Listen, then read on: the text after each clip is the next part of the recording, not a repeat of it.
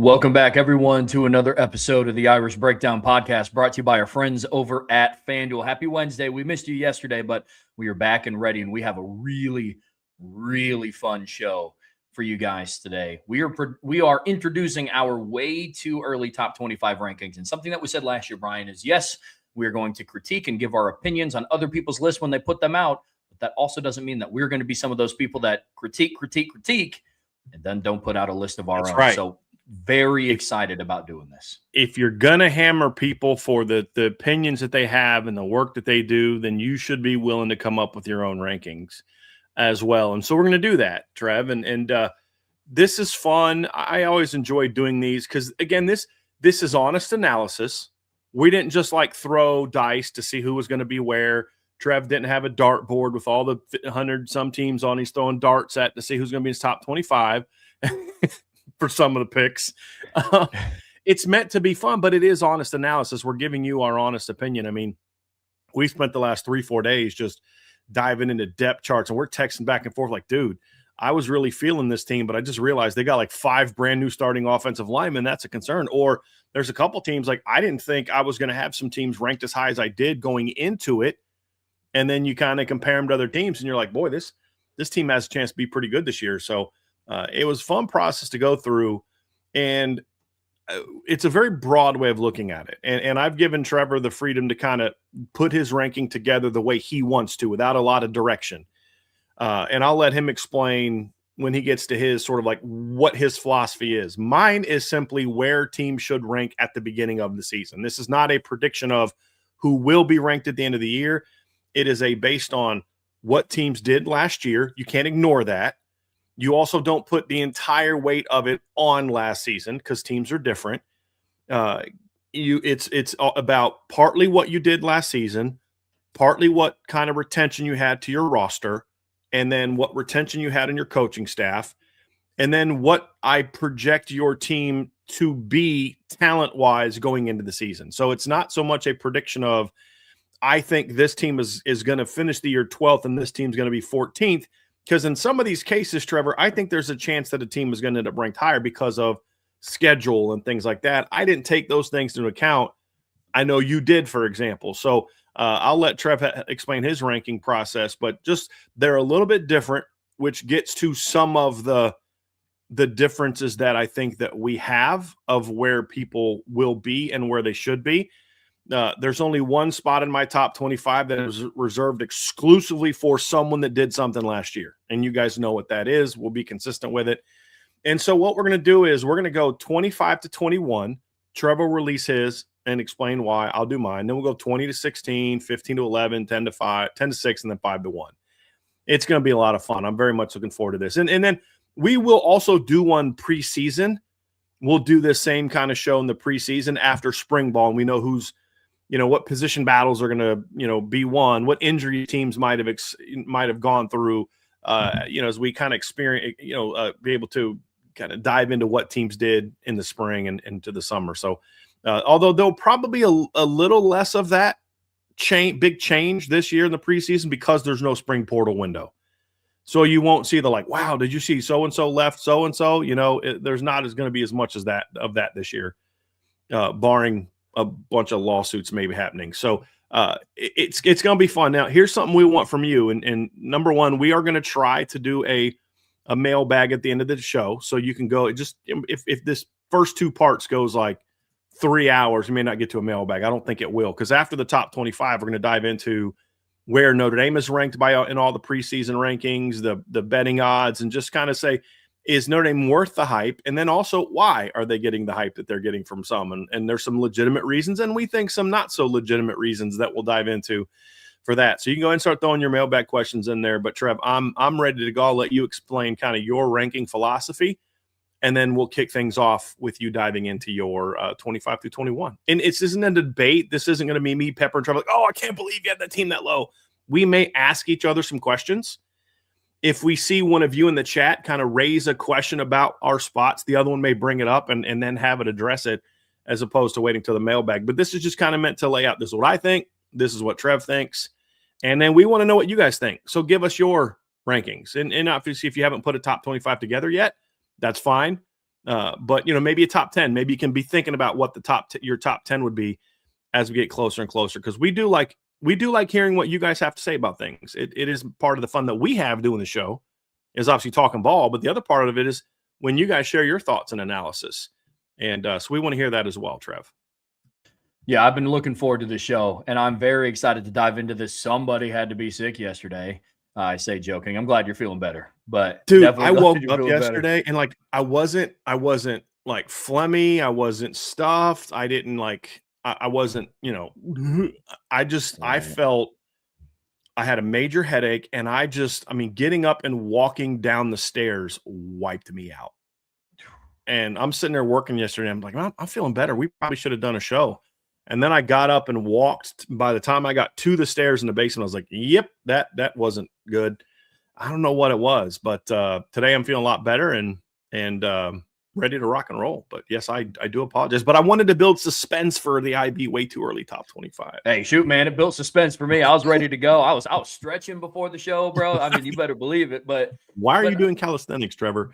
Got not top 25 come today. It's got that top 25, man. I got to bring it. But my ranking system is very similar to what Bryan does. I evaluate what they did last year, but a lot of it is brought to how they're set up for success this season, who they bring back, what they did in the transfer portal. Schedule does play a factor in me for this, because let's be real about something. Strength of schedule, I don't put too much weight in as a metric for who should make the playoffs, but who you face in the regular season is going to strongly dictate your outcome for the regular season, obviously. So that does play a part, more so for the teams on the bottom part of my list. There's one team in particular that weighs a very heavy factor into, but it's something that I evaluate. I also go into different coaching changes. If there's teams out there that have to replace both their offensive and defensive coordinator, you can bring back all the talent you want in the world. But as we saw at Notre Dame, sometimes it'll take a little bit for that to kickstart if you're breaking in a new offensive or defensive coordinator, despite the talent on your roster. So all of those things are up for debate.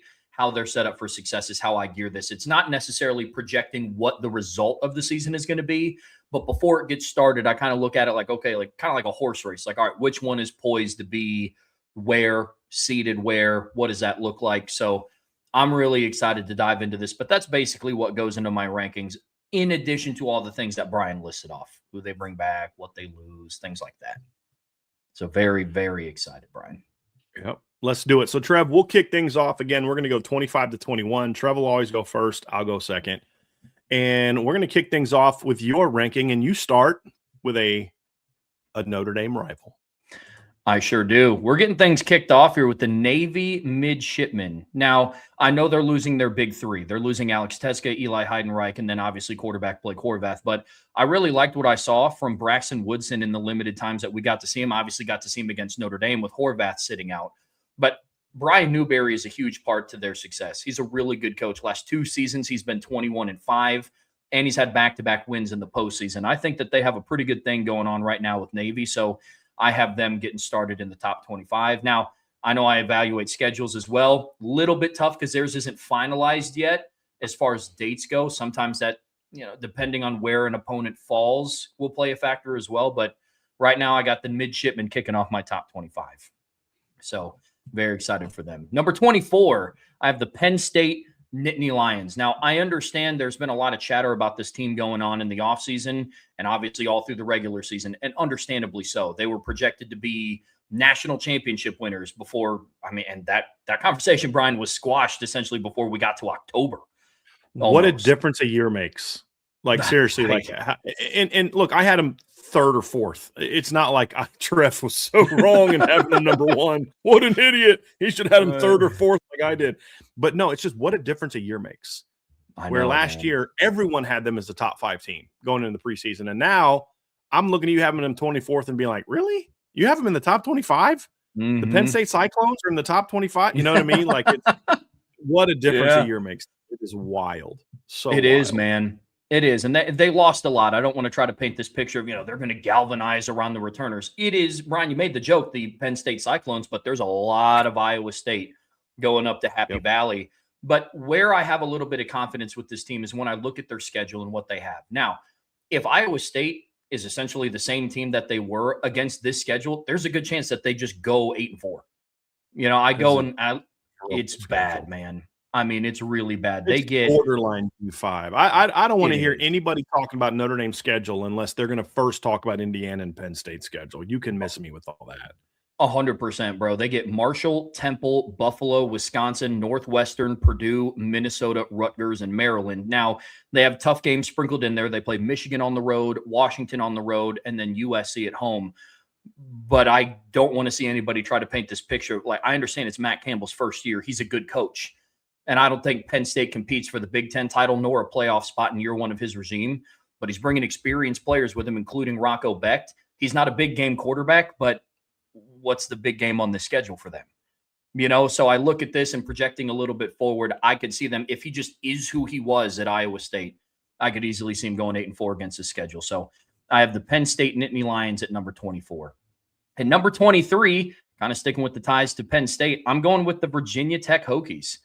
I am. And look, man, I'm buying into the James Franklin hype. I love the fit here. He was able to bring in 9 former Penn State players with him. I think they did a fantastic job in the transfer portal. I believe On3 came out with an article earlier today talking about how Virginia Tech had a top 10 portal cycle in their eyes as well, strongly led by Ethan Grumpmeyer. Now, he was the starting quarterback after Drew Aller got hurt. He showed me a little bit. I thought he had a little bit of chops against Ohio State when he had to go in and play them on the road. So freshman.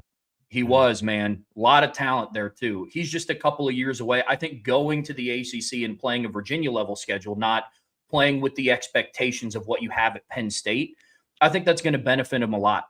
Love the fit here. I like Virginia Tech in my top 25. At number 22. So Trev at 24. Hold on. So 24, Trevor's got the Penn State Cyclones, and at number 3, Trev's got the Virginia Tech Nittany Lions. I just want to make sure we're clear on these. I mistyped the logos. I said Virginia Tech Hokies and Penn State Nittany Lions is my bad on that. It should be Penn State Cyclones, Virginia Tech Nittany Lions. Good stuff so far, Trev. Thank you. Thank you. Thank you. Number 22, I have the Houston Cougars. So the first team from the Big 12 makes an entrance here. Connor Wegman returns after a decent season in 2025. Now, Mekhi Hughes from Oregon transferred in. I think this is a better fit for him as well. I mean, he was surrounded with a bunch of talent in that room. And obviously, we see what type of room we're going to talk about them a little bit later. But I think he's going to have a bigger impact at Houston. Their left tackle and right guard also return, giving some stability to that offensive line. And then Amari Thomas returns at wide receiver. Defense is going to have to improve. They finished ranked 47th in the country in scoring. Wegman's a solid quarterback, but he can't put the team on his shoulders for 12 games. That can't be his expectation. So when I'm talking about Houston, a little bit of projection here moving forward, but I like them at the bottom, rounding out the top 25, because I think that this team does have potential here. I really do. So I'm going to see what noise they can make in 2026. That's for sure. And I love the fact that they have their quarterback of the future already. Me too. Ready? Yes. I thought that was perfect. Absolutely. And then rounding out my 25 to 21, I have the Virginia Cavaliers. Now, Tony Elliott, he proved to me this past season he is a legit coach, man. He finished 11-3, played for the ACC title, and that was with losing players like Malachi Fields, having to replace a quarterback. Now, I would argue that upgrading or moving on from Anthony Calandria was an upgrade for Virginia, and I think that showcased itself on the field. I like the Bo Prabula pickup. I like his fit at Virginia a lot more than I do with his fit at Missouri. Just got to hope that he stays healthy for the duration of the season. At receiver, they return Jamal Edrine and Cameron Courtney, and then 3 starters returning on the offensive line. And that's not counting Monroe Mills, one of their right tackles that they're also getting back from injury. Maddox Marcellus, one of their leading tacklers last year, withdrew from the portal. So they have some presence of veteran leadership there. I like Virginia kind of rounding out and almost as a dark horse in the ACC. Once again, Tony Elliott built a lot of faith in me from this past season, man. So that's my 25 to 21. It's good stuff, Trev. So I'm going through this because apparently these things aren't sometimes you got to hit Zoom to fit on all these. So I'm trying to go through it and get all these going. So let's just pull up Trev's top 21 to 25 again, and then we'll dive into mine. I'm going with the Tennessee Volunteers, Trevor, and this is assuming that Joey Aguilar does not come back. He is obviously part of the lawsuit with Diego Pavia trying to get an extra year of eligibility. I think both of those are unlikely to happen. You're already seeing Pavia going through Senior Bowl workouts and things like that. I think their arguments are a lot less likely to go through. I'm going with the assumption that their starting quarterback is going to be George McIntyre. And, when I look at what Tennessee has coming back, Trev, obviously I have some concerns about the offensive line, but there's some things I like about this football team too, Trev. I think that they did some good things this offseason in the portal. I look at, their defensive line. I think Chaz Coleman should help them. I think his ranking and some of the things was a little too high for a guy that had 3 tackles for loss and a sack last year. Getting Arian Carter to come back at linebacker out of the portal was huge. And I know they lost Chris Brazell, who was their top receiver, but they got Braylon Staley coming back. Mike Matthews comes back. They have a stud freshman coming in Tristan Keys that I can think that they flip from LSU that I think can help them. And then they did lose Lance Hurd at left tackle, who transferred to Kentucky. But David Sanders is going to be a sophomore next year. He's an elite talent. I could see him sliding over to the left side. And they picked up a couple guys from the portal that I think can help them. Maury Williams from LSU is a guy that I think could step in maybe at right tackle. If I had more confidence in their defensive line, I would have them higher. I actually like what they have coming back: a linebacker, Arian Carter, Edwin Spillman. They've got Amari Campbell coming in from Penn State. They got Xavier Gilliam coming in at nose tackle up front as well, which I think will help them a bit. I did like their portal class, but I just need to see that D-line come together. They lost a lot from their defensive line last year, and they lost some good secondary players, but some of them I kind of think might be addition by subtraction, to be honest with you. Now, they do have Ty Redmond coming back. I think he's a good player. They got Quay Moss coming in from K-State. They got Kyan Lee from Auburn, TJ Metcalf. So I actually like this team. I think they're better positioned. They were very young in some key spots last year, and I think they're going to be better this year. And I was high on George McIntyre coming out of high school. I want to see what he can do. And then, of course, they've got a stud 5-star freshman coming in as well, that if McIntyre falters, they could always turn to him eventually. I originally had Florida at 25, but I just couldn't justify putting a 4-8 team with a new staff in there. And Tennessee I had at 26, and I decided to put Tennessee in there because of the knowns. I think there's more knowns, and they're a team that was in the top 25 until like the last 2 rankings. So they were much closer to being that team last year. Washington Huskies is a team I have at 24, Trev. I do have some question marks. Honestly, obviously you're going to have some departures. You lost Jonah Coleman, who I think was a big-time player for them. They lost the Boston kid at wide receiver. I think that's going to be a loss for Washington. But when I look at them, I still think there's a lot to work with. Obviously DeMond Williams is coming back. They've got, I think, 3 starters from their offensive line coming back. Their defense was kind of hit or miss last year. They had a couple key departures, but I do think they have some good players coming back. My big concern about having Washington higher is, one, they still have to show me that they can win on the road. They haven't done that yet, and that creates some question marks about them. And then two, I just said 1 and B. 2 is I need to see – I'm very concerned about the dynamic of their quarterback being trusted by his teammates with what he did. And that is either going to be something that eventually galvanizes this team and they maybe are a little better than I think, or it's going to be something that kind of causes them to not reach their potential. That is something that is a bit of a concern for me with Washington. But there's talent there, man. There's definitely some talent there to work with, just really across the board. And, getting Jaden Lamar is going to help with losing Jonah Coleman, but he's not Jonah Coleman.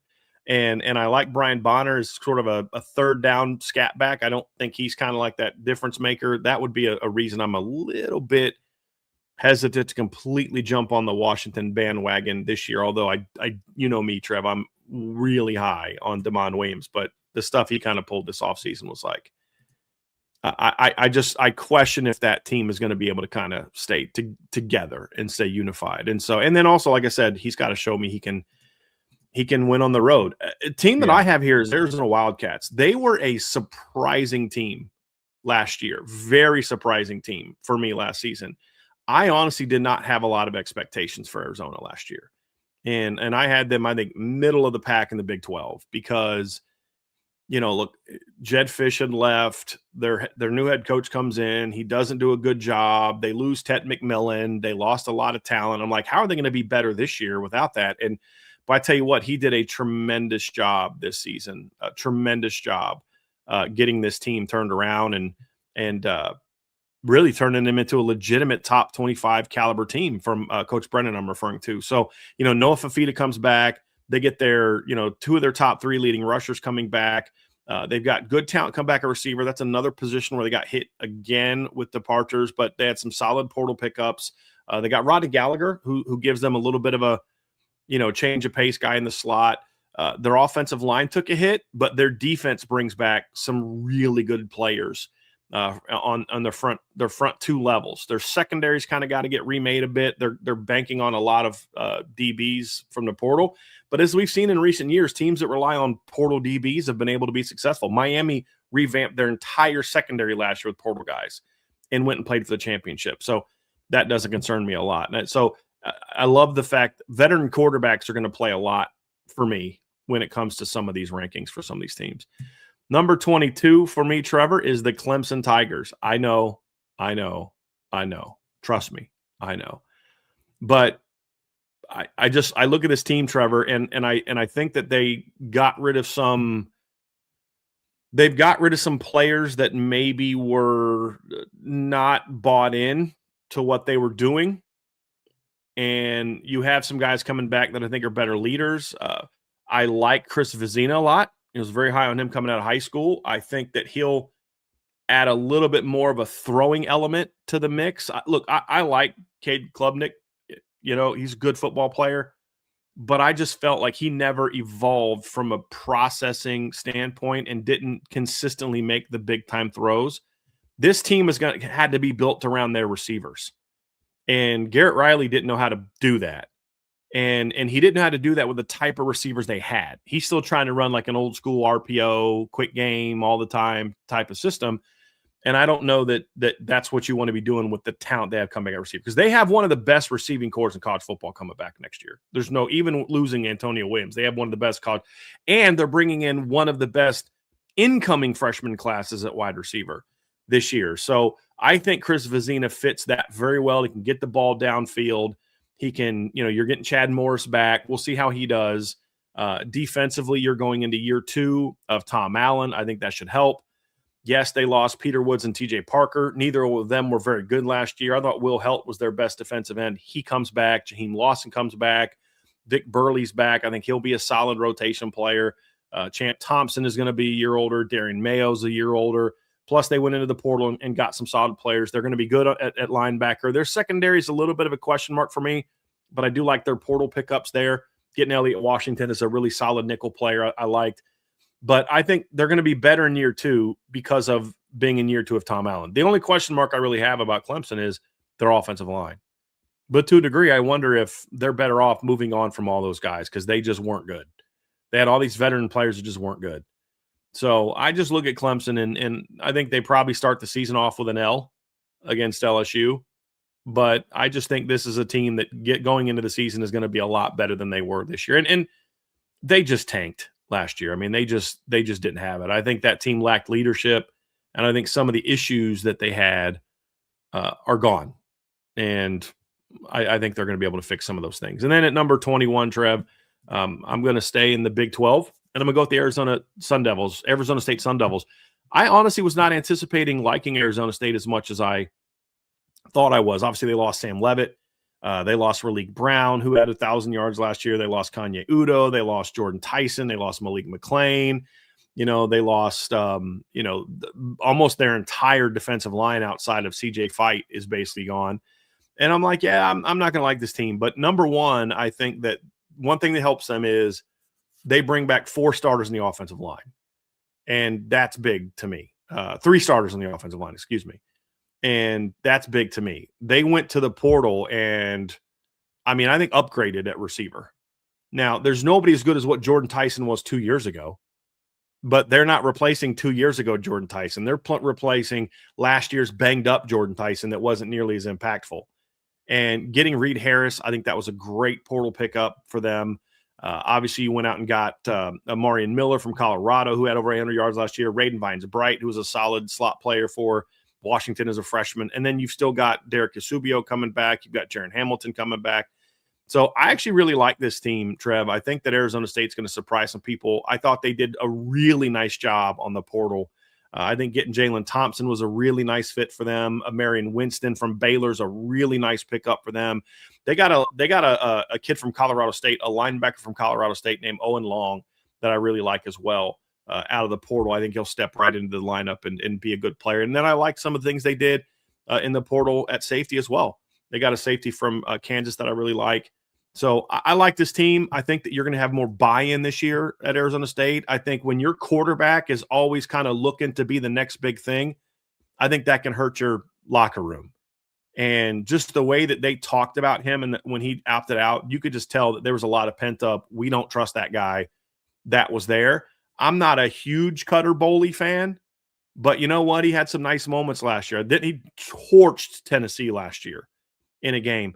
But he's going to have great weapons around him this year and a pretty veteran offensive line. So Arizona State is a team that, as I studied teams a lot more, went up on my list more than I thought they would. Because when you go into these lists, your first thing you're thinking of all that they lost. And then you look at what they did in the portal. They did a great job in the portal. They had one of the better portal classes, in my opinion, as far as meeting needs and getting some impact players. Their receiver portal class is excellent. Like, everybody talks about how good LSU's is, and it's a very good. This might be my favorite portal receiver class, the one that Arizona State put together. When you were putting together your 25 to 21, I don't know how it was for you. For me, this was the most difficult part because I could make arguments for any one of my teams, 25 to 21, being at any one of those spots. Did you have similar difficulties with that too? Yes, I did, because there's several teams that I thought could have been higher. And honestly, I was back and forth on who I was even going to have in there. I think I had 3 or 4 different top 25s. Arizona State's a team that I did not originally have in my top 25. I had to kind of do a little bit of a redo with them, Trev. I had to be like, okay, I think I had, the first time through, I went more with sort of like, not biases, but preconceived views of teams, and then took another deep dive into their actual, what they had coming back. And then some teams changed based on, they landed some players late in the process that I think helped with them. But yeah, it was a challenge, because what makes it difficult now, Trev, is there's so much you're banking on remade rosters every year. And so some of this is a bit of a crapshoot, especially down at the bottom, because a lot of the teams at the bottom, even more so than teams at the top, are much more remade than what they were the year before. You're like, well, I think this team is going to be good because insert all these different things they did in the portal to change their roster. And like Arizona State, who I was just talking about, I think they're going to be good, but they're relying on a completely remade roster. And I think it's going to work, but as we've seen with some teams, it works great. Miami, Indiana, 2 teams this year. Ole Miss, a team that lost a lot the year before and rebuilt in the portal a great deal. But then we've seen with other teams where it doesn't go very well. And Florida State's not the only example of that. LSU's not the only example of that. So a little bit of it is just, do you trust the coach? Does the coach have a track record of building through the portal? And I think Kenny Dillingham, for example, does. I think he did a nice job with that. So that's kind of where I'm at. It was definitely a challenge, Trev. It was definitely a challenge. Yeah, 25 to 21 was the hardest part for me. It starts to get a little bit clearer. The least difficult that I had with this was honestly 1 through 10. It was just kind of figuring out, okay, who's 7, who's 8, who's 9. But the teams I had in my top 10 were very easy to kind of figure out. But getting the cart a little bit too far in front of the horse here, diving into my number 20 ranking, I have the Missouri Tigers here, and I really like what they did in the transfer portal. First and foremost, they bring back Ahmed Hardy, who's probably the best returning running back in college football, just him as an individual. Running back rooms, it can be up for debate, but as an individual player, I think Ahmed Hardy takes that crown. Kwan Lacey will probably have something to say about that as well, but I really like what he did at Missouri as well. But then I go through and I look at what else they did. I think Austin Simmons is kind of a boomer bust pickup. I think he turned the ball over a little bit too much when he was at Ole Miss. But if he can continue to develop and figure out how to take care of the football, I like the weapons that they surrounded him with. They got Caden Lee from Ole Miss. The sneaky pickup for them is Caleb Goody from Cincinnati. That's one that's obviously not being talked about as much because Caden Lee was kind of that big name guy, was one of the only returning receivers from that 2024 class. Caleb Goody is a deep threat weapon. And he's somebody that he had a really long touchdown against Iowa State. Brian, I remember we were sitting in the press box at the Notre Dame Boise State game watching. And you were like, did you see the score of the Cincinnati-Iowa State game? Turn it on, and it was like 37-20, something crazy. And Caleb Goody had a really long touchdown in that. I think he has the ability to take the top off of some defenses. He's a big play threat. I like that. And then I honestly just think that Missouri is just one of those programs that's always going to have some sort of strong foundation at defense. They lost some pieces. Obviously, losing Damon Wilson is not great. He's one of those players that I believe is just somewhat of a transfer portal merchant and is always kind of looking for the next highest bidder. So is that one of those, right? Like, is that one of those additions by subtractions type of deals? Maybe not from a skill perspective, but maybe from a locker room and a position room fit potentially. So I have Missouri as my number 20 team. At number 19, this is where I have Washington. And Brian, I agree with a lot of the things that you said about Washington. Kind of like how we talked last year with LSU. It's kind of like the floor versus ceiling type of deal, because a lot of the hesitations that you have about Washington, I had about putting them at 19. And so I say that I have them at 19, and a lot of this ranking is just going to kind of depend on the perception and the reception of what Damon Williams is this offseason. Talent-wise, him coming back is huge, but you got to do some damage control within the program. Like you said, losing Jonah Coleman and Denzel Boston is a big blow. I like the Jaden Lamar pickup from Oregon. And then they have 4 starters returning on the offensive line, I believe. Right guard, right tackle, center, and left guard have to replace that left tackle. Defense is going to continue to remain in question. But again, another factor that I have in here, I also look at schedules. And their schedule's rough. They have Penn State, Indiana, Iowa, USC, and Oregon. But they do get Penn State, Indiana, and Iowa at home. I think saving themselves a trip to Bloomington, saving themselves a trip to Iowa and a trip to Penn State is going to help out. And the only teams that they play on the road that are of, I would say, like a big threat to them are teams they played on the road when they were in the Pac-12 together as well. So I like Washington at 19, but this is kind of the ceiling for them as of right now. Like Brian said, we're going to make more of these rankings, another one before like the actual preseason. And based on some reports, it could end up looking a lot more like what Brian has them ranked for sure. Number 18, I have the SMU Mustangs. Kevin Jennings coming back is huge. He's now a full season removed from the Penn State performance. And honestly, Brian, you and I talked about it throughout the regular season. I think that was kind of the little voice in the back of his head in some bigger moments in their season in 2025. It's just kind of remembering that just really head-scratching performance against Penn State in the first round of the playoffs. He's now a full year removed from that. I like that a lot. Josh Bates returned. He's their center along with their right guard, Addison Nichols. They are in a spot where they do have to replace both tackles and their left guard. Defense is going to be young, but I think they're going to be talented. I like a lot of their portal pickups. There are banking on some of them to come in and be day one starters. I'm thinking of guys like Javon Thomas, cornerback from Texas A&M, Jamal Anderson, a linebacker at Clemson. They're probably going to have to be inserted day one, but some others are for depth pieces. I like the Jalen Hale pickup. He's a wide receiver from Bama. He's a talented kid coming in from Tuscaloosa. So this is more I love the skill talent on this team. If they're able to hold up in the trenches, I like the opportunity that SMU is going to have in front of them this season. Definitely going to be one of the more quality opponents on Notre Dame's schedule. That's for sure. Number 17, I have the Michigan Wolverines. Now, the drama this offseason was absolutely crazy, but now that the dust has settled, I wanted to see where they stood. Brian, to your point that you said earlier, it's so hard. It's so easy to just look at a team and just be like, okay, they lost their head coach to a crazy scandal. There's a lot going on about their signing class, and some people had to go and get approval to be removed, and, they're searching for a head coach, but who did they find? You know what I mean? They went out and they found a very veteran coach. I looked at who they brought back, and honestly, this Michigan team is in a relatively decent spot. Bryce Underwood is going into year 2 and now has a head coach and an offensive coordinator that have familiarity with coaching a dual threat guy like Devin Dampierre at Utah. I think they have an underrated backfield in the Big Ten. I think the 1-2 punch of Bryce Underwood and the Marshall kid, I think that's a very underrated room. I think their secondary is going to be pretty decent. They returned Jair Hill. Rod Moore is now healthy. He got granted a 6-year. They're going to be young, but I like what they have put together here. I really do. I think, and his name is escaping me, and I'm kind of mad at myself for not writing it down. The Utah head coach that came over to Michigan. I keep wanting to say Kenny Dillingham. Kyle Whittingham. It's not Kenny Dillingham. Good Lord. Kyle Whittingham. A little bit different. A little bit different. Yeah, very. But Kyle Whittingham coming over from Utah, I think, provides that program with a lot of stability that it was in much need of. Much need of. And then at 16th, I have the Iowa Hawkeyes. I was trying to figure out a place of where to rank Iowa. And they're a team to me that is just kind of, they are who they are. And, you have other outlets like our friends over at FanDuel think the exact same thing. Like they have better odds to win the national championship this upcoming season than Virginia, but they don't have as good of odds as Clemson.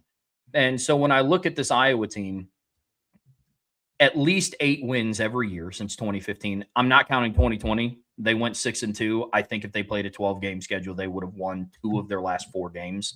They have a relatively favorable schedule. They get Ohio State at home. They do play Michigan on the road and Washington on the road, and those are by far their 3 toughest games. If they figured out how to have a competitive offense in big games, I would put them higher. But for now, like I said, they are who they are. They're going to have a stout defense, and I do have a lot of faith in Kirk Ferentz to have Iowa always as just a perennial middle of the pack AP top 25 team. And so that's who I have it at number 16, Brian. Yep. 20, I have the Iowa Hawkeyes. Trev, I had a similar issue with you. There's a lot about Iowa I like. There is. They've got Kamari Moulton coming back. They went and got LJ Phillips from South Dakota, 1,000-yard, almost a 2,000-yard rusher. They should be good there. I really like the Reese Vander Z kid. I think he's he's a breakout candidate for me. Big, tall kid. Got 2 nice FCS transfers coming in that I like. One kid from Rio Grande. I'm like, I'm not going to like this kid. And I watched this film, Tony Diaz. I'm like, this kid's a good football player. And it's a fit for what they do. And like they had a stud at receiver last year in Caden Wetchen, and they didn't use him. So it's like, that this is not who they are. The question for them is going to be up front. Obviously, they lose Bo Stevens in the NFL.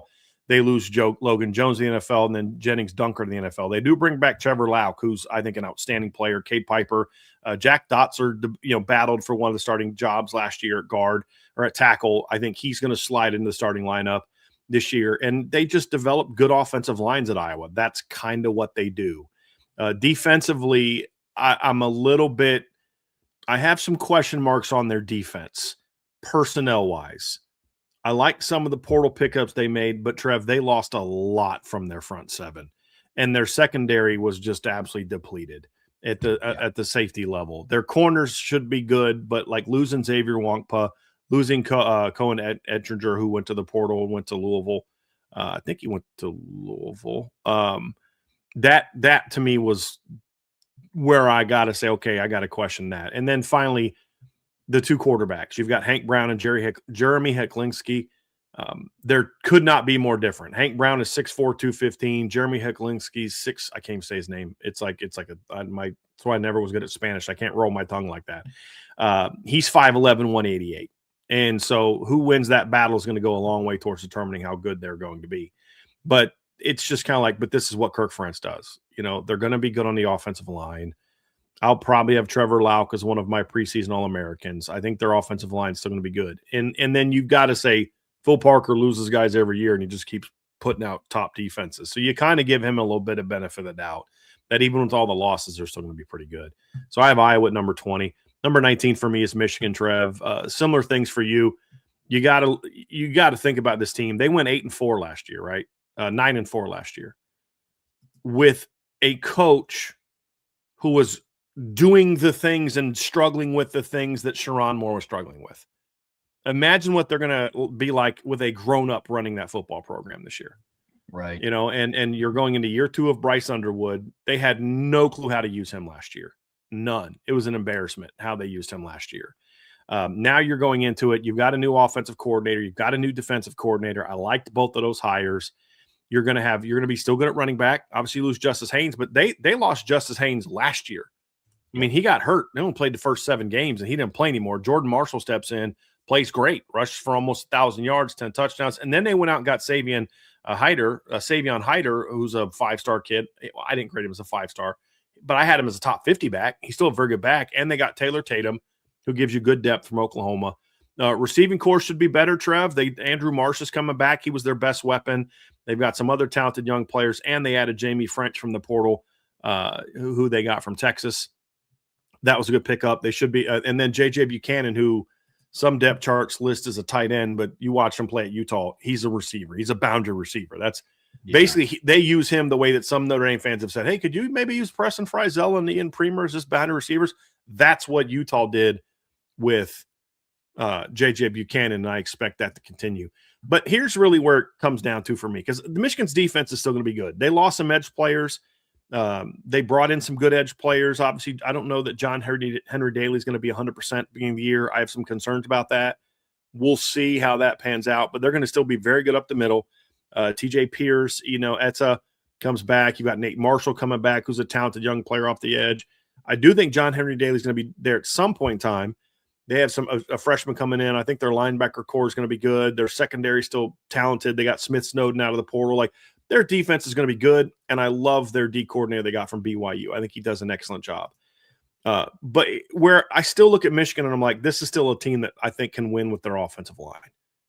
You've got Blake Frazier. You've got Evan Link coming back. You've got Andrew Sprague coming back. You've got Jake Gernard coming back. I look at this team. Ty Haywood transferred out. Obviously, Caden Strayhorn transferred out. They lost El Hadi and Greg Crippen, graduated. There's still a lot of talent coming back for them. And I think their offensive line is going to have a shot to be pretty good, especially when you think about removing the toxicity there. So, and I also think Bryce Underwood's going to be a lot better in year 2 than he was in year 1. I think Michigan did a horrible job of using him last year effectively. Horrible job, and still went 9-3.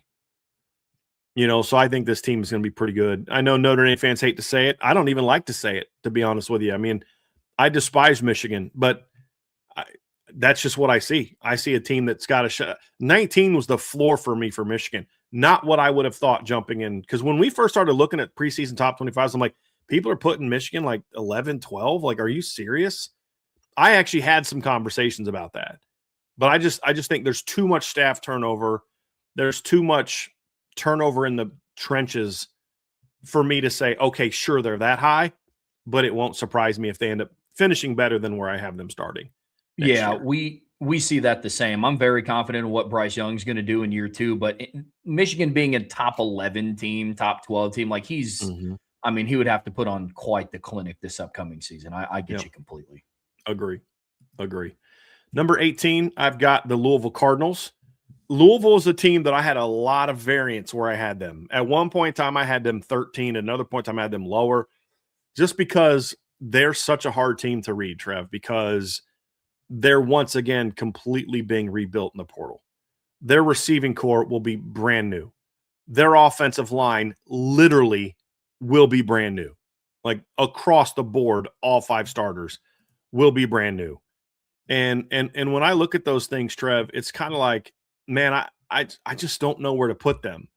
But then you look at who they're adding, and you're like, okay, they still bring Isaac Brown back, and they've got a brand new receiving core. But one of those new receivers, Trey Richardson, who's really good from Vanderbilt. LaWayne McCoy is a good player. They got Trayshawn Henry coming back. They got Brody Foley out of the portal, who I didn't want Notre Dame to take, because I think Notre Dame's got a lot of good young talent, but he's a good football player. And then now, like I said, you're basically rebuilding almost entirely your trenches through the portal. I think you've got like one guy with any starting experience in the offensive line coming back. You got a transfer from South Carolina who was out last year. You've got a transfer from BC, a transfer from Kentucky, who didn't even start at Kentucky, a transfer from Georgia Southern. And then your defensive line is basically got one returning starter as well. But the guys they brought in, there's good football players there, Trev. And same thing with this safety. As I mentioned, they lose one of their top safeties, but Keon Entringers, who's a very good player for Iowa last year, comes in. TJ Banks comes in from Ole Miss. They're very good at linebacker this season as well. And then there's a level of confidence that you give Jeff Brom that he can turn over a roster through the portal and still win 9 games. But he's also shown that they're going to lose games that they have no business losing. And that's why I just couldn't justify putting Louisville higher. The thing that's going to determine how good they're going to be this year is, can Lincoln Kienholz step into the starting lineup and develop quickly, because he's never played a meaningful down of college football, and can their lines hold up? If those 2 things happen effectively, I think Louisville will surpass my ranking. If those 2 things don't pan out, especially the lines, then I could see them dropping and struggling to stay in the top 25. That's going to be the big question for Louisville. But there's no doubt that they have a talented roster this year. Number 17 for me is Houston Cougars. I actually like Houston a lot, Trev. I was looking at them like, man, they didn't go to the portal a whole lot. And then you look at like, okay, well, now I understand why. They do have Connor Wegman coming back, who had a heck of a year last year. 2,700 passing yards, almost 800 rushing yards, 36 total touchdowns, only 9 picks. He found his comfort zone. The pressure of being at an SEC school was kind of off. The pressure of kind of looking over his shoulder every time he'd make a mistake was gone. You know, they've got Keshawn Henderson coming in, who is a stud freshman quarterback. He can groom, find some opportunities to get him into games, just to let him kind of get his feet wet. He's the future. Connor Wegman's the present. They did lose their starting running back, but they got Mekhi Hughes out of the portal, Trev. And I didn't love him at Oregon, but I think this is a much better fit for him. You also are going to have Connor Wegman is going to be bringing back his top pass catcher from this past year, Amari Thomas. And then they went to the portal and got, Trent Walker from Oregon State, which is a really nice pickup. They got a talented high school kid named Paris Melvin, who was a hybrid running back slot receiver that Notre Dame actually looked at coming back as well. Good at tight end. They do have to turn over their offensive line a little bit, but they got Drew Terrell from Miami of Ohio that I like. Shadre Hurst was a really good player at Tulane. Got him as well. So I think they rebuilt that pretty well. Their D-line should be very good this year. They bring a lot back at linebacker. Their best DBs return. This is a very talented football team, and Willie Fritz has shown when he has an experienced team, they're going to be good. And this is a much more experienced team than what he had last year. And last year's team finished ranked, I believe. So I'm actually really high on the Cougars this season. And Willie Fritz and the quarterback and just the overall skill is like legit good. And I was not – I kept – like last year you'd see him win, and I'm like, yeah, this team isn't that good. I mean, why do people keep hyping it? And then you just watch him play. You're like, dude, this guy – I watched him – the first time I watched him was against Oregon State. I'm like, dude, they needed a comeback to beat Oregon State. Like, no, this team ain't it. But they just got better and better and better as the year went on. And as I said, we know what Willie Fritz does when he has veterans on his football team. They're very good. He's one of the – and I know Andrew Gilmore's going to love me saying this, but he is without a doubt one of the 3 or 4 most underrated and underappreciated head coaches in all of college football. Yeah. Number 16 is the Ole Miss Rebels. I am making this ranking assuming that Trinidad Chambliss is going to come back. So I'm not making this ranking like, oh, I don't know. I'm making this ranking assuming that Trinidad Chambliss is going to come back. I'm just going to come out and say it, Trev. I think a lot of what happened this year was they had a softer schedule and they got a pretty good draw to get to the semis. Now, they battled Miami tough. They were a good football team last year. But the guy that built that team is gone. The offensive coordinator that called that offense during the season is gone. The defensive coordinator, who I'm not high on, and I felt their defense was their weakness last year, is now their new head coach. They had a bunch of kids leave. Now, they have some good players coming back. Trinidad Chambliss is legit. You've got Kejuan Lacey coming back. Deuce Alexander coming back. I like the 2 portal kids they got from Syracuse. Darryl Gill and Jonte Cook are good. I think their offense is still going to be very good. I think they're going to score a lot of points. I have them lower because I think their defense, which wasn't very good last year, is going to be way worse this year. They lost a lot from their defense, and the defense wasn't good to begin with. And I'm curious how the defense is going to be with Pete Golding now being the head coach. I get that they were good last year. I think some of that was a little bit of smoke and mirrors, to be completely honest with you, and schedule related. But I don't think this team defensively is going to be able to do enough to stop teams. I see them losing a couple shootouts this year, and that's assuming that you can figure out your tackle situation. And so they're going to be relying on a couple guys that are new, that one of them is, I question how good he is. So I'm not as super high on Ole Miss as a lot of other people, Trev. It was a great year they went through this year, no doubt. But I think this year's team is going to look a lot more like the 2014 than it will the 25 team. That's fair, and I'll get to them here in a little bit, but we have very, very similar concerns about Ole Miss. We kind of get into that floor-ceiling debate, but let's kind of jump things off here and get into my top 15. And at number 15, I have the Alabama Crimson Tide. I'm going to just rip the Band-Aid off and say it. This is not your older brother's Alabama team. As what the playoff committee came to find out, is what the ESPN talking heads came to figure out. This is not Nick Saban's Alabama. So I had to kind of sit down and look at what they do bring back and what is the outlook of this team. I think they're going to have elevated quarterback play, and I have a lot of respect for Ty Simpson, especially after the decision he made to forego going to Miami. I think that's what makes college football great. From a skill set perspective, from an ability perspective, I think they're getting elevated quarterback play, whether they go with Austin Mack or Keelan Russell. I think the tendency is going to lean into Austin Mack because that was kind of Kalen DeBoer's dude that they brought in to replace Michael Penix, but it would not surprise me at all if Keelan Russell won that job. I do like Ryan Williams coming back, and also Latsier Brooks. Latsier Brooks was one of their better playmakers on that offense that people just weren't able to talk about. The biggest key, obviously, for their offense, and I'm going to keep talking about it until they figure it out, or they just, Kalen DeBoer comes out and says in a press conference, quote, I have no desire to run the football. But you can't put, especially with an inexperienced quarterback, you can't put the same amount of pressure that you put on Ty Simpson as a very experienced player. Not experience in terms of playing, but experience in terms of being in college and what it takes to run an offense. You're talking about a coach's kid here. If Keelan Russell wins the starting job, you can't say, hey, kid, I need you to go out there and throw 37 passes a game for us to be able to win by 3 points. So I have Alabama at 15th. I like their secondary on defense. They return Keon Sabb, Zabian Brown, who I think is one of the better cornerbacks in the country, and then Bray Hubbard. But this is going to be a big year. Again, I just point it back to Alabama's offense. It's going to be a big year for Ryan Grubbs. Needs a rebound from last season. They lose a lot in trenches on both sides of the ball, and it's not like their trenches were spectacular last year either. So it's going to be one of those where it's like, okay, is that addition by subtraction, or does the skill margin gap really plague this team? Not sure. That's why I kind of put them at 15th here. At number 14, I have the Louisville Cardinals. And I'm putting a lot of faith in Jeff Brown to put it all together. And I didn't last year because I didn't like the Miller Moss pickup.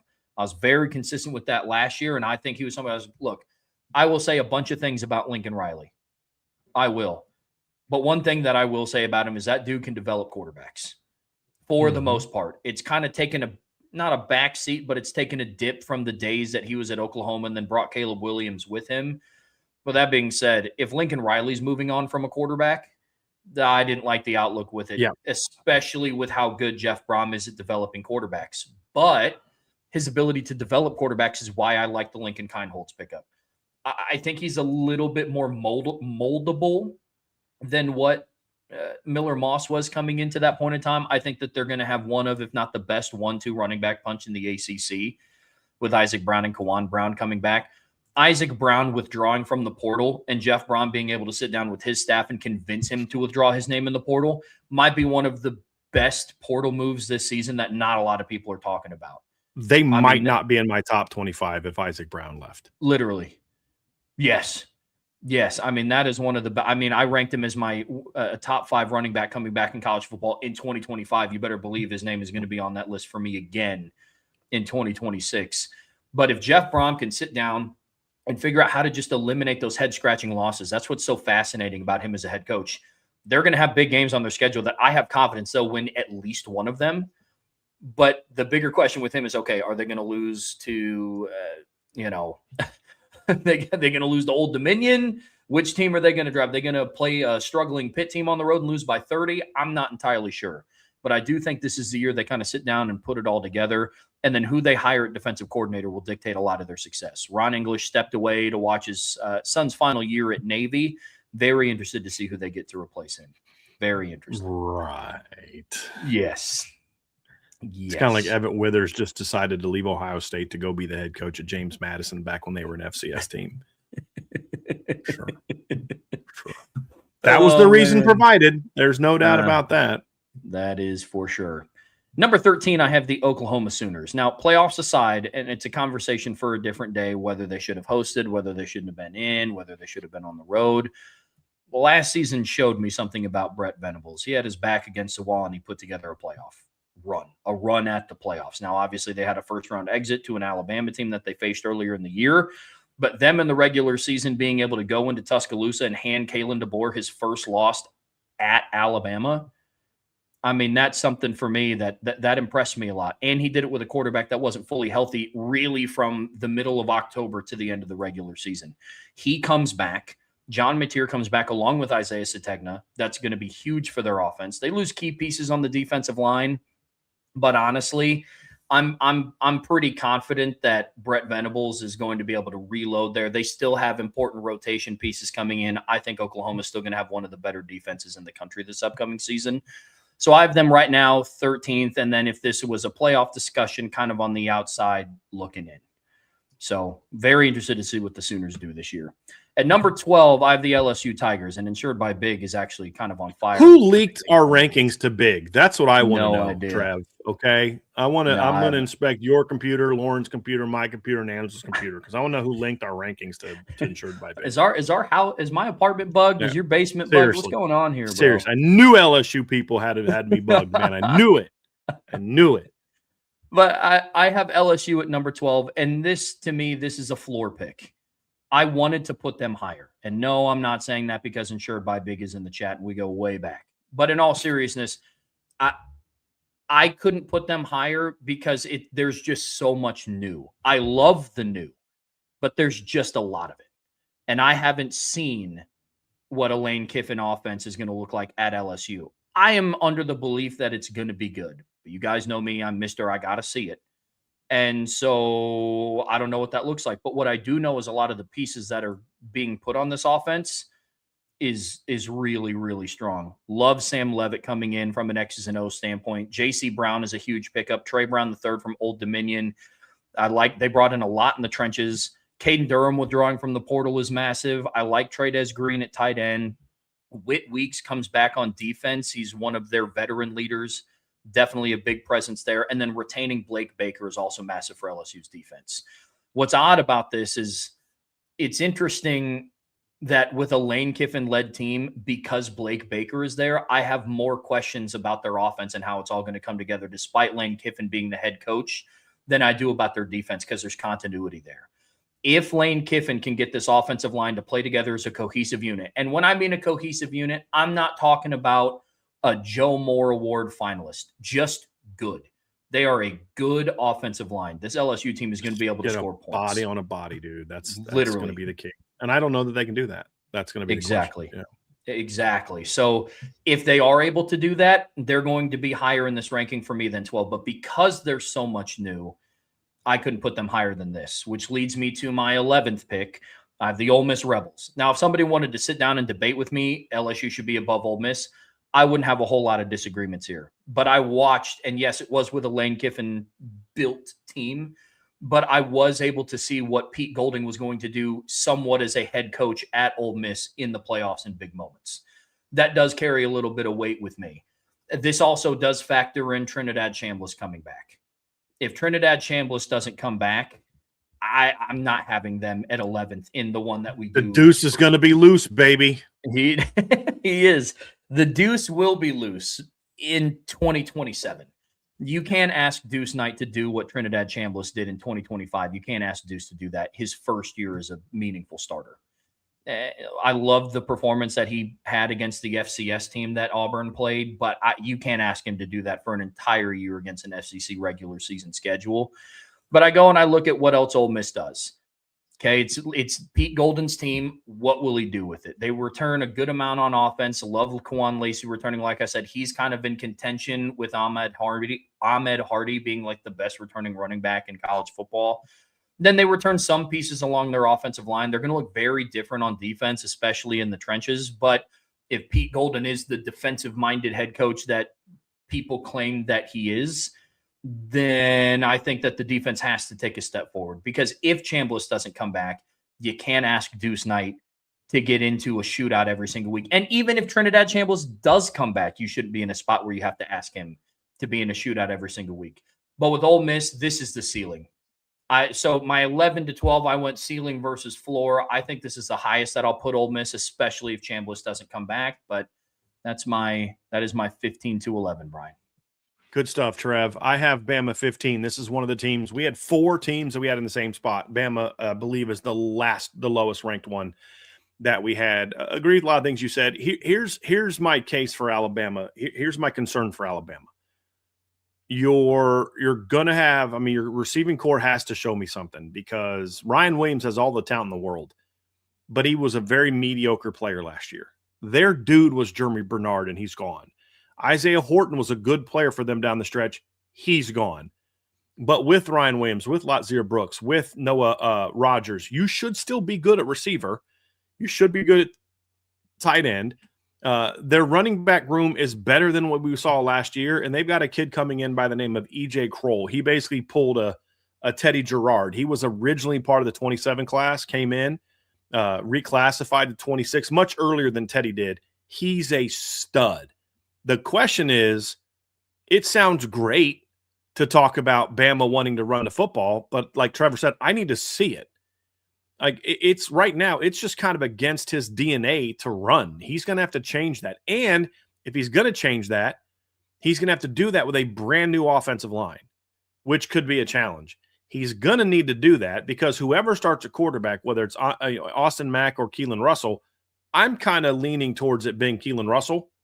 I just think after a year in the system, the talent kind of takes over, and he's a very talented player. Do you really want to ask Keelan Russell to run a veteran-led offense that has all the different things that a quarterback must do? You have to take some of the pressure off of them. So Bama's going to have to adjust their way of thinking right now offensively. That's the key. And, they went into the portal. They got some guys. You got Ty Haywood out of Michigan, who's a former top recruit who barely played last year. They got Caden Strayhorn from Michigan. I mean, they got some guys. They got Javen James, is a very late addition for them. He should step in at left tackle. He was a solid player at Mississippi State that I think will be better this year. They got a depth player, Nick Brooks out of Texas, who's an okay player.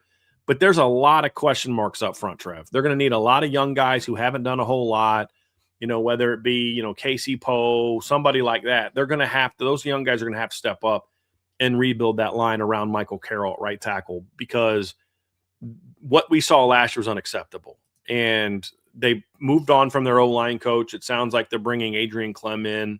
He's got a strong reputation of building running offensive lines. I'm thinking that that's going to be a direction they decide to go. I don't think you bring in Adrian Clem if your goal is to still run a pass-first offense. And I don't know that Adrian Clem takes that job if that's the case. I could be wrong, but maybe I'm just giving Kalen DeBoer too much credit. But I think you have to do that. The reason I'm a little lower on Alabama, Trev, and than maybe some other people are, and actually we're higher on Bama than some other people, is I still think they have major question marks in the front seven. I like the Pierre kid. He's very good. Devin Tompkins was a solid pickup at the end. They were a very different team last year when LT Overton and Tim Keenan were not on the field. And they're both gone, as is James Smith, as is Keon Keeley. And they weren't that great to begin with. What I do like about their defense is their secondary should be outstanding this year. One of the best safety rooms in the country. Now, I think their safety room is a little too much hype because I don't think it's better than Notre Dame's, but it's still one of the 5 best in college football. I like Xavier Brown. I like Dijon Lee, Red Morgan at nickel. I really like their secondary, but I have major questions about their front. That's going to determine how good their defense is going to be, but it's still going to come down to their offense is going to be what determines who they are. That's just who Kalen DeBoer is. And if they can't find balance, they're going to struggle again this year to be the team they're capable of. And I think next year it may look worse record-wise because the schedule is a little bit more challenging. I think Bama's schedule here was very overrated. Georgia was very good. Oklahoma was very good. They lost to Oklahoma. Missouri and Tennessee were both way overrated. Vandy was good, and they beat a good Vandy team. But that's going to be the key, Trev. They've got to step up and become a more balanced team. And again, I don't know. I mean, Keelan Russell's probably your most God-gifted, player, God-given player, talented player on the roster on offense. Number 2 might be AJ Grohl, the freshman running back. With all due respect to Ryan Williams, he's legit. You've got to build around the run game. Now, I'm not saying make him the dude, but you've got to do more running the football. Not because that's the Nick Saban way, but no, that's what your roster is built to do. Now you got to play to it. If he does that, then I think Bama could be better than my ranking. If he doesn't, then this is their ceiling, in my opinion, if he doesn't make those changes. 14, I have LSU at 14. LSU is a team that I have a lot of variance on, Trev. I just can't justify putting a team that was 7-6 last year into my top 10. But I could see LSU finishing in the top 10. Again, this is based on where teams should be ranked for me going into the season. This is actually a lot of respect to LSU. To take a team that was 7-6 and out of the top 25 and putting them at 14 is a compliment to the job I think that Lane Kiffin is going to have to do. The other thing that gives me a little bit of pause about LSU is Lane Kiffin is The only time he's ever taken over a job and turned it around immediately was Florida Atlantic. At USC, he didn't do it. Wasn't until year 2 that they showed a turnaround. At Ole Miss, it wasn't until year 2 that they showed a turnaround. And at Tennessee, he never got to year 2. Year 1, they went 7-6. So that's a bit of my concern. But he's also a more experienced coach now than he was in the past. He's also shown he's one of those coaches that can go remake a roster and win with it. So it's a little bit of a different situation. Here's what I like about LSU. They have one of the best returning backfields in the country, in my opinion. It's coaching malpractice how they wasted a year of Caden Durham and Harlem Berry. Coaching malpractice. Lane Kiffin likes to run the football. They will not waste that backfield again this year like they did last year. Like their receiving core, it's a Lane Kiffin receiving core. It's got speed and it's got playmakers. J.C. Brown's a guy, Trev, that you and I were talking about last year. The Jackson Harris kid from Hawaii, big, tall, 6'5", boundary type of kid. Eugene Wilson's just got to stay healthy. But then they've got good depth. They got a kid. Didn't they get a kid from Old Dominion? I believe they got one of those Old Dominion kids as well. Trey Brown. Yeah, very productive. He comes in, so I think they're going to be good there. Trey Green is one of the top 5 to 6 tight ends in college football coming back. There's a lot of talent there. He's going to have to bring it together. I'm not high on Sam Leavitt. I don't see him as like the number one portal pickup of NFL first round pick. I mean, the NFL could end up doing it, but that doesn't mean they should do it. But here's the deal. He showed if you give him a really smart offensive coach and talent around him, he can win. And he's going to have a very good offensive coach like he did 2 years ago at Kenny Dillingham. He's going to have talent around him. They're not going to ask him to carry the team. Let's be honest about something, LSU fans. This was not your top portal quarterback. This is why you risked public, shame from Washington because you wanted to try to get DeMond Williams. There were other guys they looked at. They went to Sam Leavitt. But what matters is, does he fit?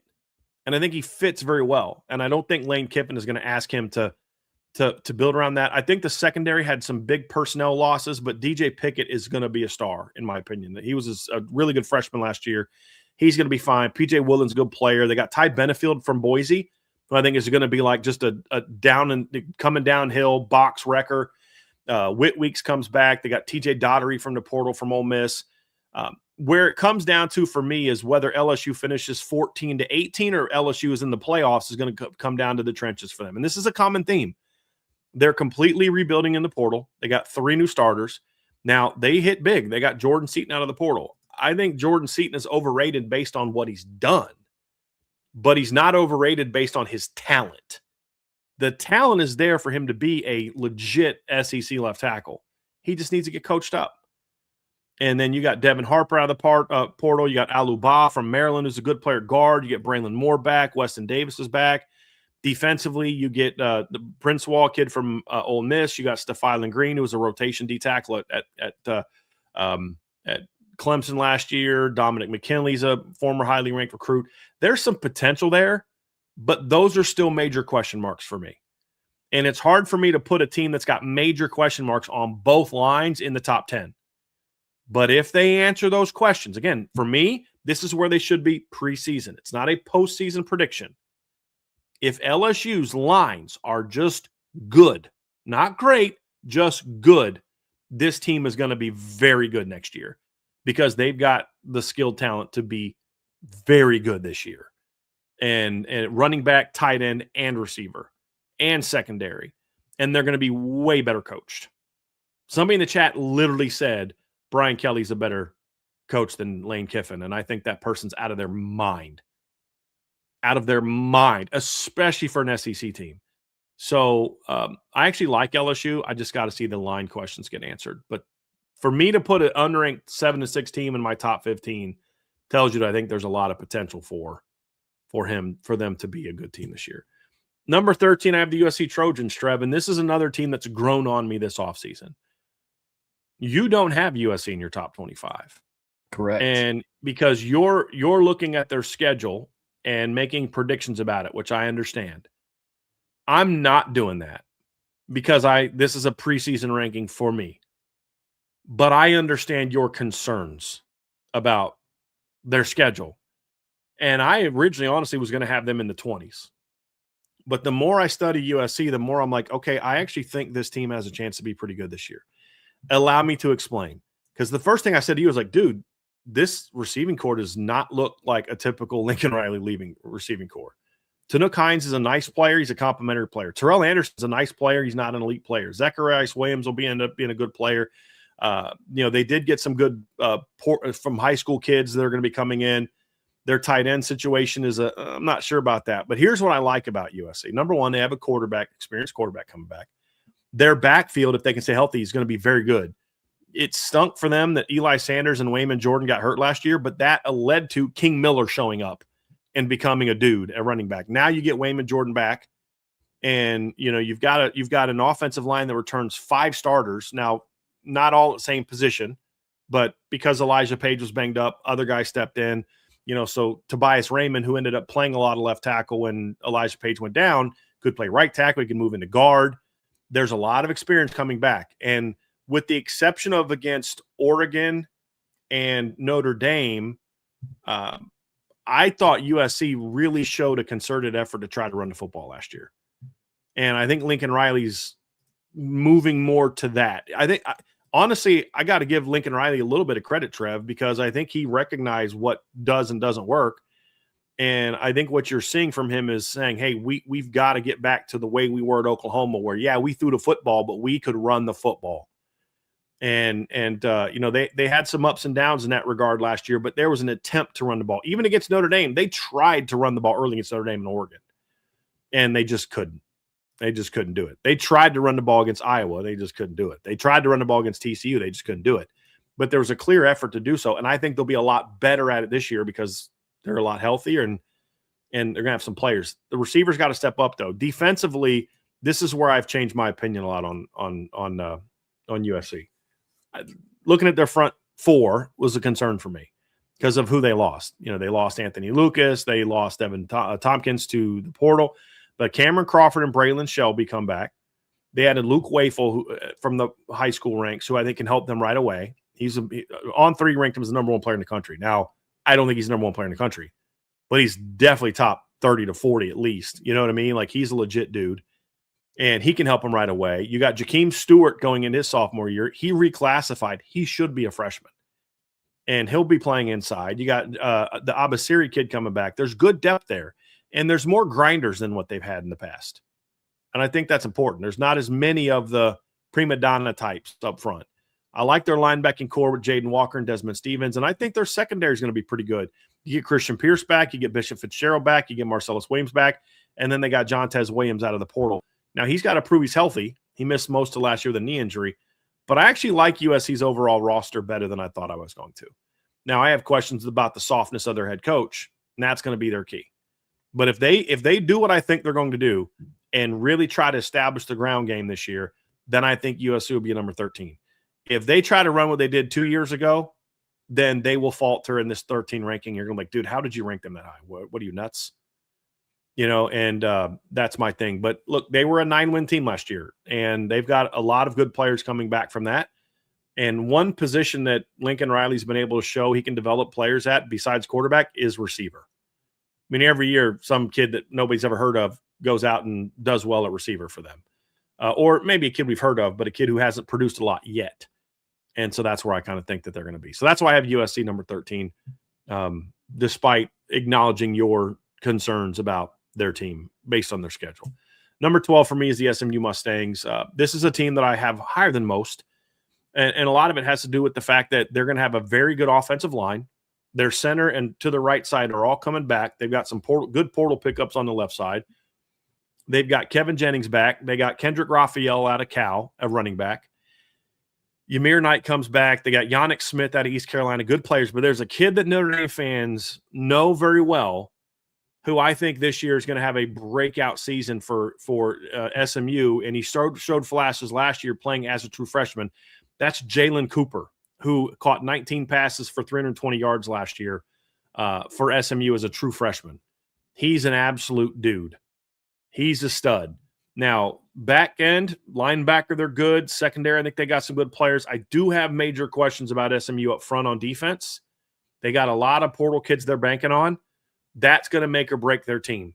If their front seven can hold up on defense, I think SMU is going to be a really good football team this year, Trev. I really do. And you talked a lot about, rightfully so, about Kevin Jennings, and you and I have talked about that a lot. He was not the same kid last year.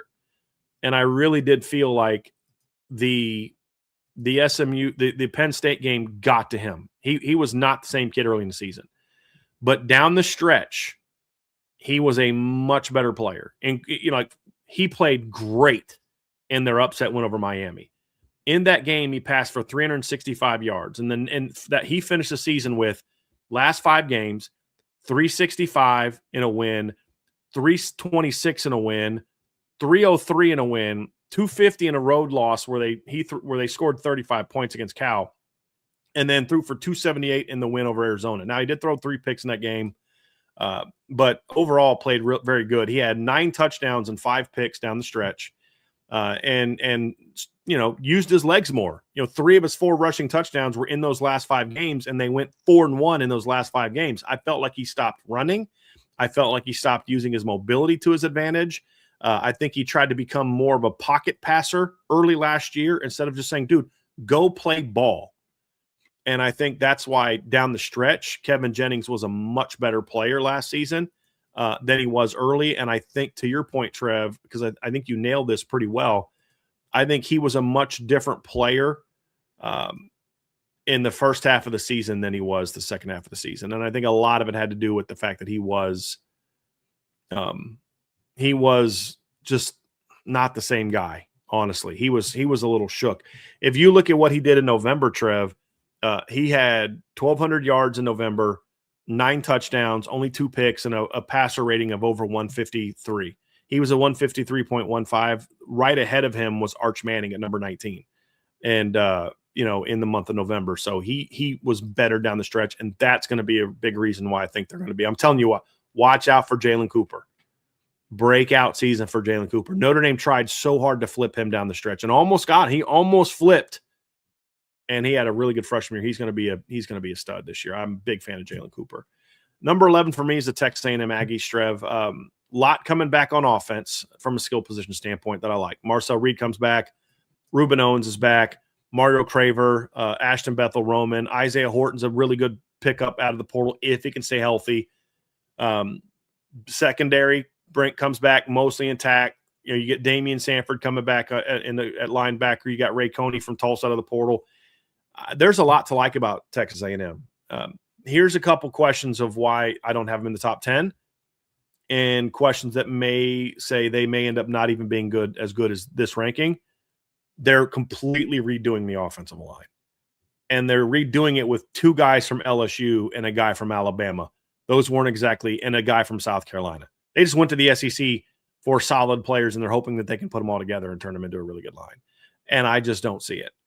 I have some question marks about their offensive line. And then I have some similar questions about their defensive line, although not as many. They do have DJ Hicks back. TJ Searcy's back. Marco Jones showed some flashes as a freshman. I think he helps them a lot more this year as a pass rusher. They got Anto Saka out of Northwestern in the portal, who's a very good player. And then CJ Mims from East Carolina. So I think their D-line, I have a lot more confidence in than their offensive line.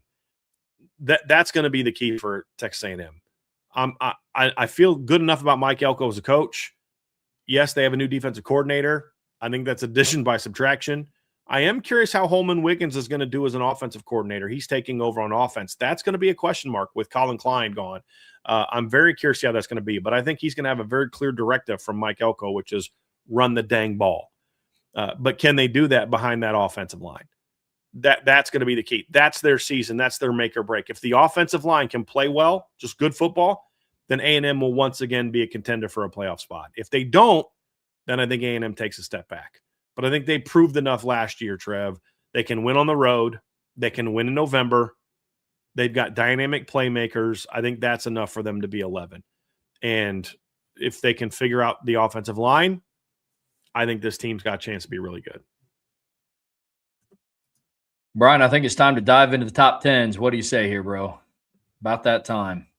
At my number 10 spot, I have the BYU Cougars, and I really like what they have coming back. First and foremost, Kalani Sitake. He's 23-4 in the last 2 seasons, and this is the first year that he's had a returning starting quarterback in Bear Bachmeier.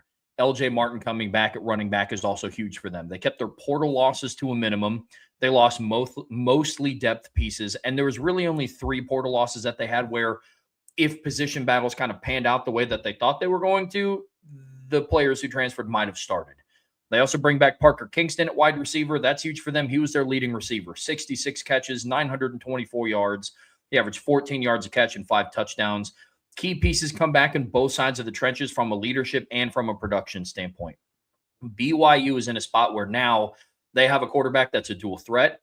He has experience in big games, played against Texas Tech twice. As a true freshman, played in the conference championship game. And honestly, the move to get him, I'm still in love with, because after the whole thing went down with Jake Retzlaff, you kind of had to turn to a true freshman at Bear Bachmeier, who ended up leaving Stanford. And so I think BYU is kind of poised to go on another run. Kalani Sitake is absolutely cooking right now in Provo, Utah. Very excited to see what they do when Notre Dame comes to town as well. I think that has the potential, Brian, to be a top 10 matchup that not enough people are talking about. I'm just going to quickly, your next 2, Trev, I'm going to follow up just with my comments and then skip them because these are the next 2 we have the same. I echo everything you said. I think getting Walker Lyons out of the portal also helps their pass game from USC. Oh, yeah. They returned 4 starting offensive linemen from a team that won 11 games last year. And they returned most of their top players on the D-line. They return a lot from the secondary, and they return 2 of their 3 starting linebackers. So this team brings back a lot. Bachmeier's now going to be a year older. LJ Martin coming back was also huge. So if BYU was good last year, there's no reason to think they won't be good again this year because they basically brought back, with the exception of Robert, the receiver, Roberts, I think was his name, correct? They bring back just about every impact player they had, and they added Walker Lyons. So, yeah, this is a very good football team coming back, and there's no reason that we should think they're going to take a step back. They were old last year outside of the quarterback, and they're going to be even older this year. So this is a legit BYU football team. Legit. It is, man. Very excited to see what they do in 2026. At number 9, Brian and I both have the Texas Tech Red Raiders. And they had another solid portal cycle. Not to be surprised by what they got going down there in Lubbock, Texas, but I like the Sorsby pickup from Cincinnati. That is an upgrade from Baron Morton. Baron Morton was a nice player. I think Brendan Sorsby gives him a stronger arm back there.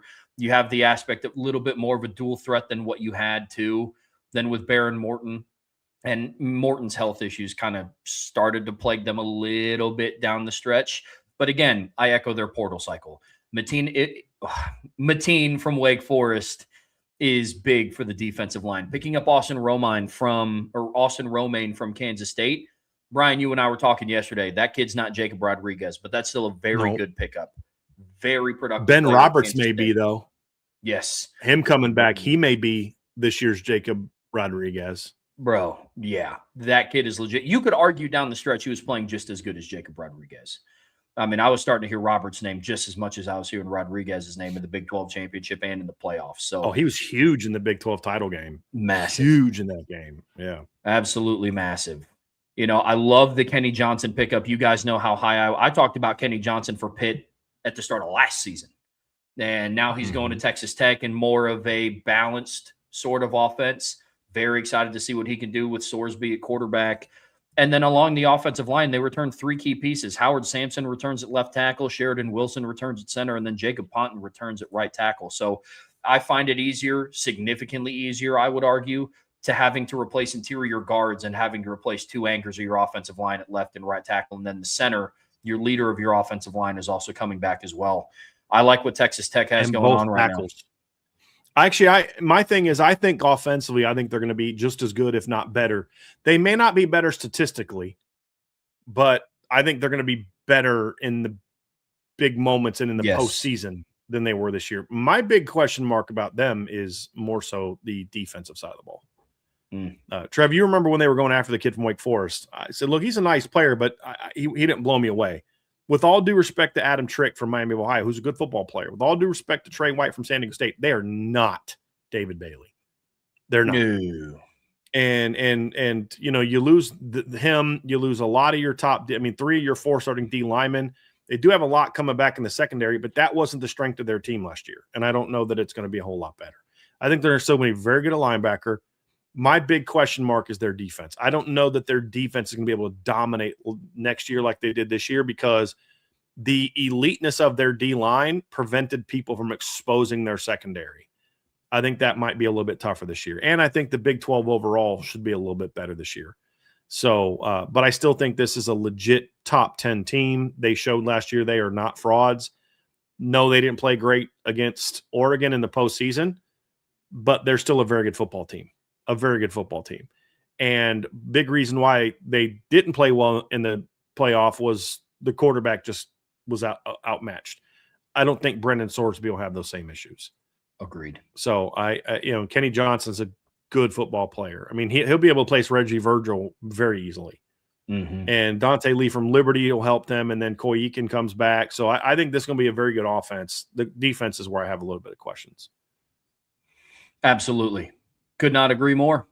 At number 8 is where I have the Texas A&M Aggies. You have Mike Elko going into year 3 as head coach. The hype around Marcel Reed going into 2025, I thought should have been placed on him going into this year. And I understand the reason for it last year. It's, he finally doesn't have to have this weird quarterback battle between him and Connor Wegman. They're switching in the middle of games, but I need to see him progress a little bit more as a passer. So my ranking with them at 8 is going to come down to 2 different things. One, to what Bryan talked about, you're having to rebuild your entire offensive line, and you lost a lot of veteran players on that.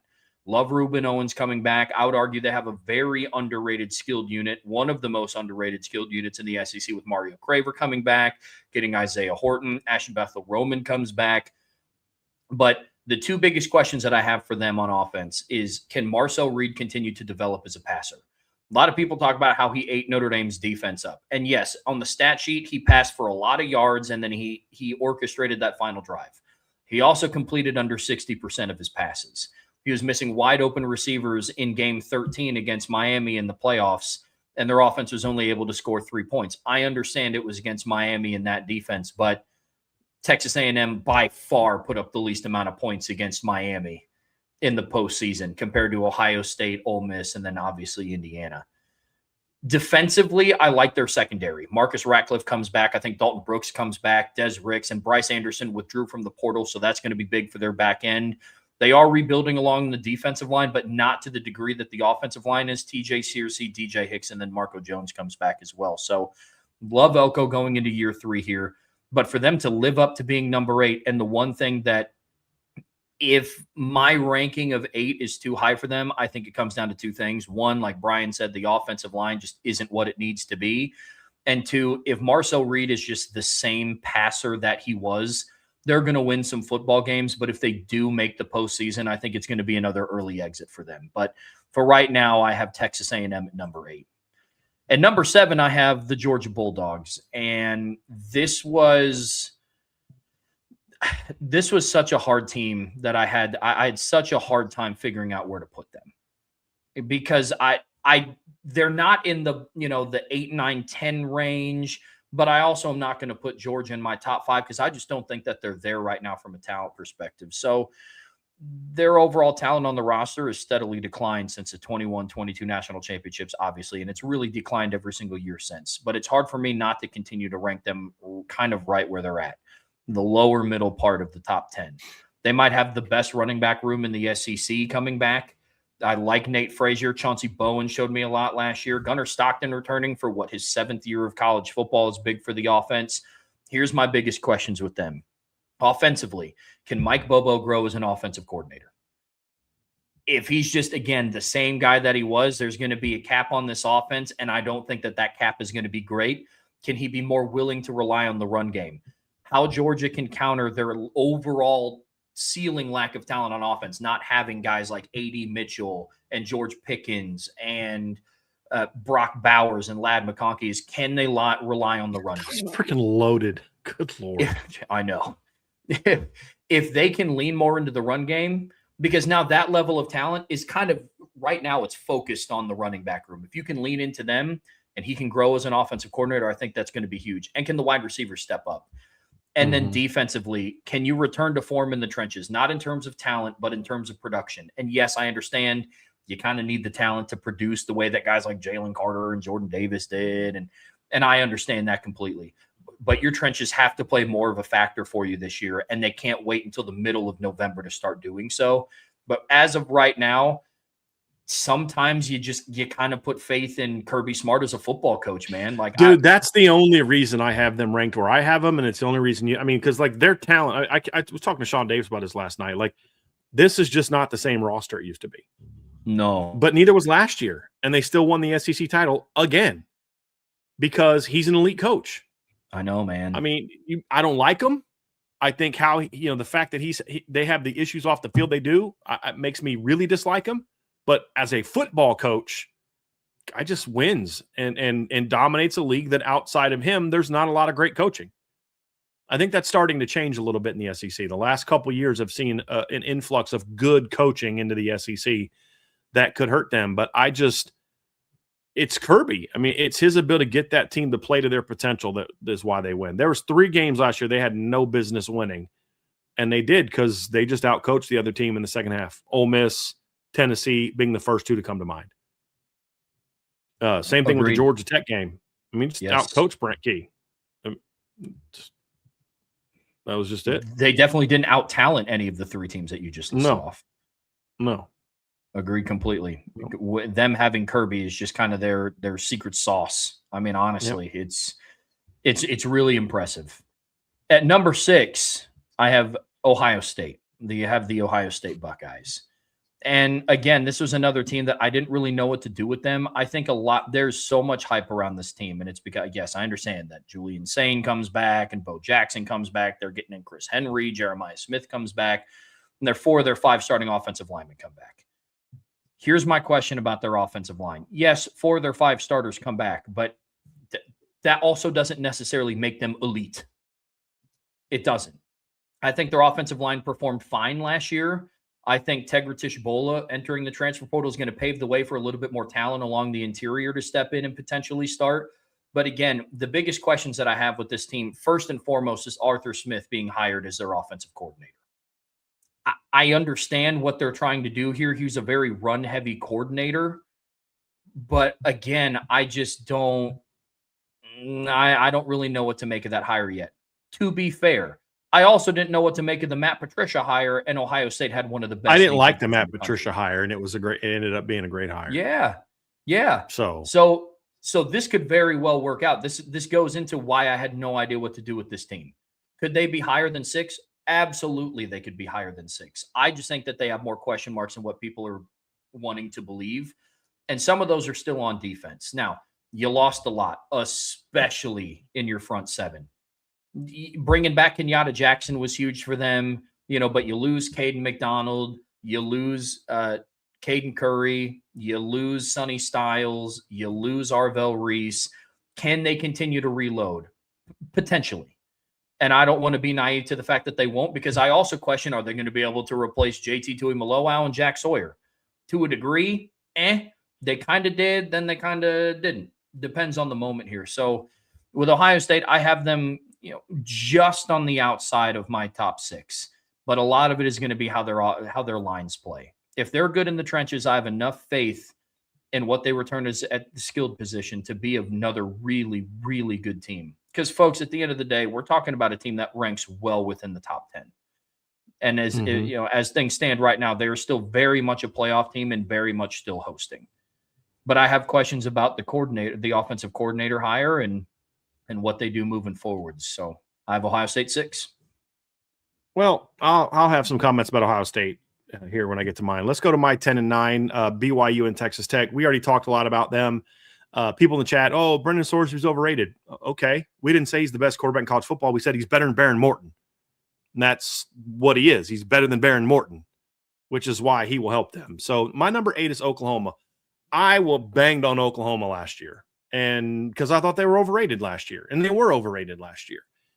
They did well in a league that is otherwise not good. I think Brent Venables did a tremendous job last season in getting the most out of that defense.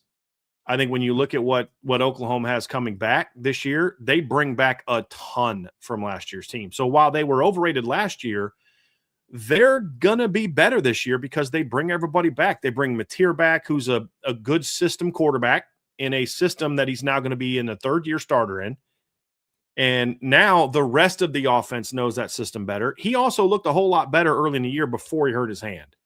And as a former quarterback, I can tell you, when you hurt your throwing hand, it takes a while to get right. And a lot of times that just doesn't happen during the season. But Xavier Robbins comes back. Torrey Blaylock comes back. They're going to be good at running back. Their offensive line was a major question mark last year, but they bring back 4 of the 5 starters. I think they'll be improved this year. They have one of the best O-line coaches in the business. And I think the pass catchers are going to be I actually think their pass catchers are going to be better this year than they were last year. They get Isaiah Satenga back, which is huge for them, Trev. But then getting Trell Harris from UVA was a huge pickup. And getting Parker Livingstone from Texas was the biggest kind of like FU transfer portal move I've seen from a kid this offseason, because he got a little bit, they told him some things he didn't like when they're bringing in Cam Coleman and other guys. He said, fine, I'm not going to transfer. I'm going to transfer to Oklahoma. And Parker was very good. There were times this year where he was their best receiver. And Hayden Hanson's a good tight end. So I actually think their offense is going to be a lot better this year than it was last year. Just because you're a year 2 of a system and everybody is coming back. And the place where you did lose guys, receiver, you upgraded, in my opinion. So I really like what they have coming back this year. And I think they're going to be better. And then defensively, they're still going to be very good. They bring back Taylor Wine, who was very good. David Stone, they convinced to come back. They've got Jaden Jackson and Adebawore are going to be 2 really good players that are going to step into the starting lineup that are former highly ranked players. They got Kip Lewis comes back. He's a stud. I'm not as high on Cole Sullivan as a lot of people that they got from Michigan. He's a nice player, but they're trying to get their other starting linebacker to get granted an extra year. If he does, that makes me better. Their secondary is very well coached. You bring back the Bowen brothers. You bring back Corton Guillory. You got a couple nice portal pickups. You've got some young players ready to step up. I think Oklahoma doesn't miss a beat. And I think this year defensively, I think this year their defense is going to be every bit as good as it was last year. But the difference for Oklahoma this year is I think their offense is going to be much better. It's not going to be elite, but it doesn't have to be with the way their defense is. It just has to be good. And last year for a lot of the season, they weren't even good on offense. So that's why I'm a lot higher on Oklahoma this year than it was last year. Sometimes bringing a bunch of guys back is not a good thing. For Oklahoma, I think it is. I think it is a good thing. I think their offensive line is going to play better together, and I think that having Mateer back is going to be important in year 2, and then he's just got to stay healthy. That's going to because they couldn't run him as much in the second half of the year. He was not the same player when he got hurt. So I think I'm going to very much I was banged on Oklahoma last year. They were overrated. They were not a top 10 team last year, and they weren't. This team I think is going to be a lot better. My number 7 team, Trev, is the Miami Hurricanes. When we did our ranking, we assumed that they were going to have Darian Mensah and Cooper Barcotti. That is going to be true. Those things are now official moves now. So there is a question about that we'll answer.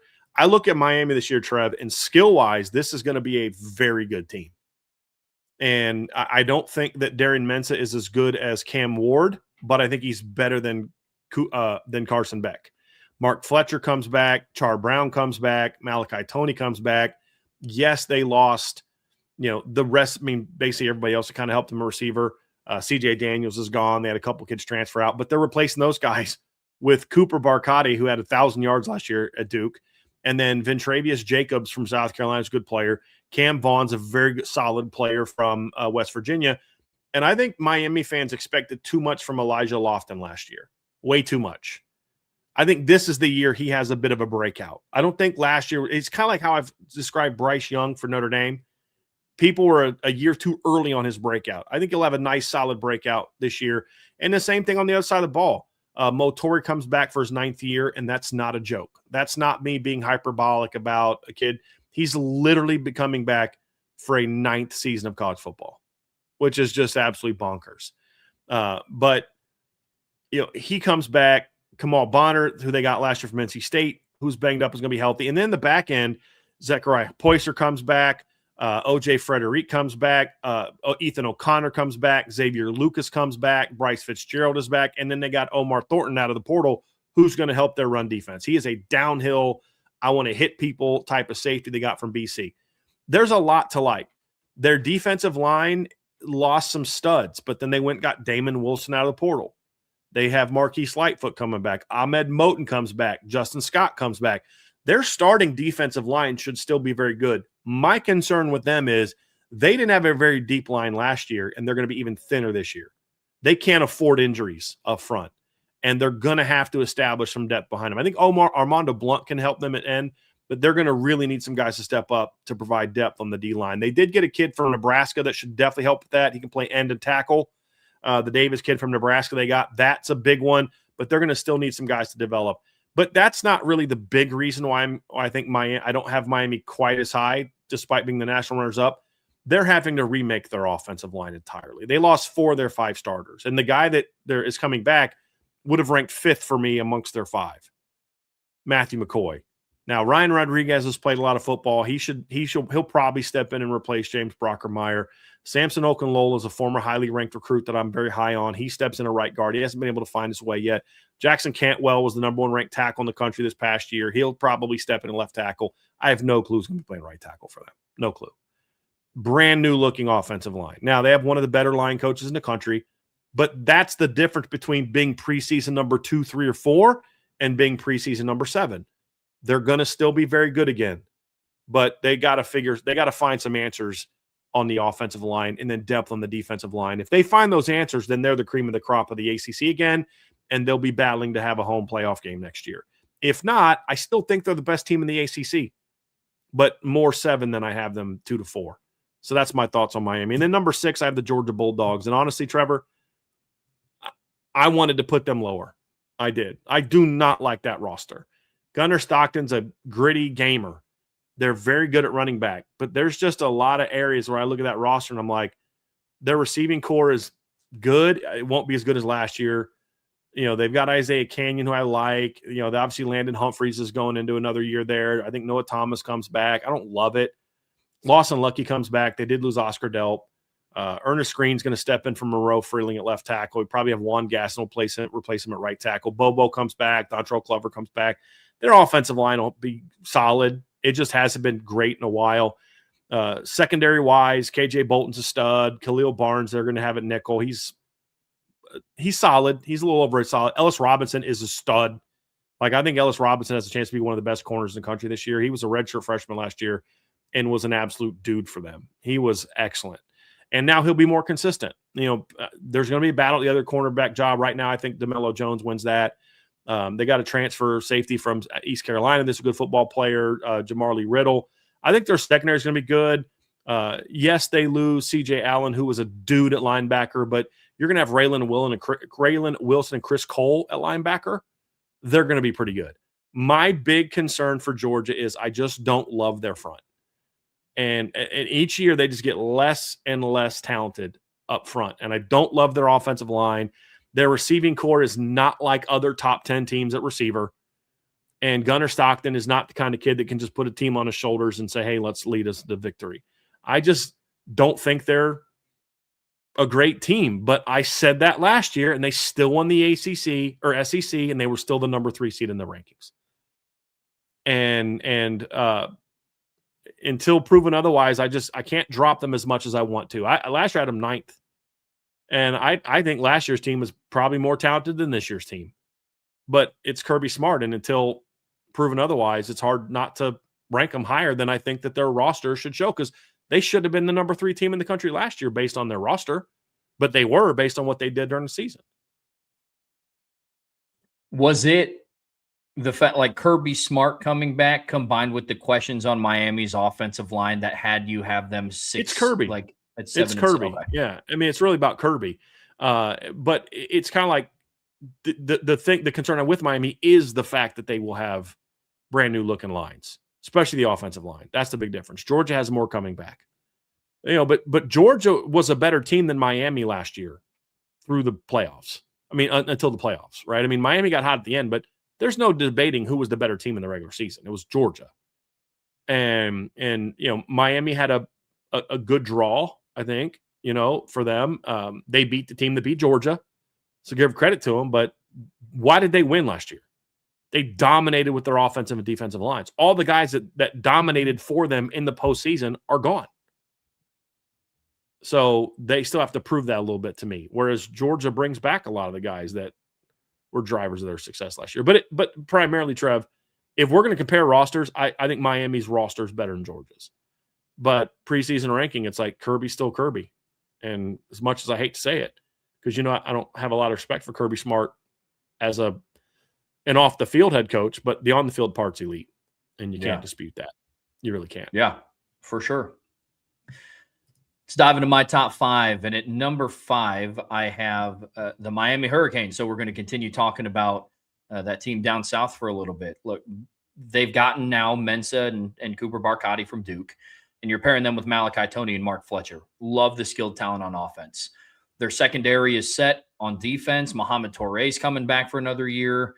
Like Brian said, I'm not going to beat a dead horse. Biggest question is going to be their offensive line. They're also losing most likely Akeem Mesidor and Ruben Bain. I don't know if Akeem Mesidor is officially declared yet, but he's getting first-round draft grade, so I'm assuming he's going to go.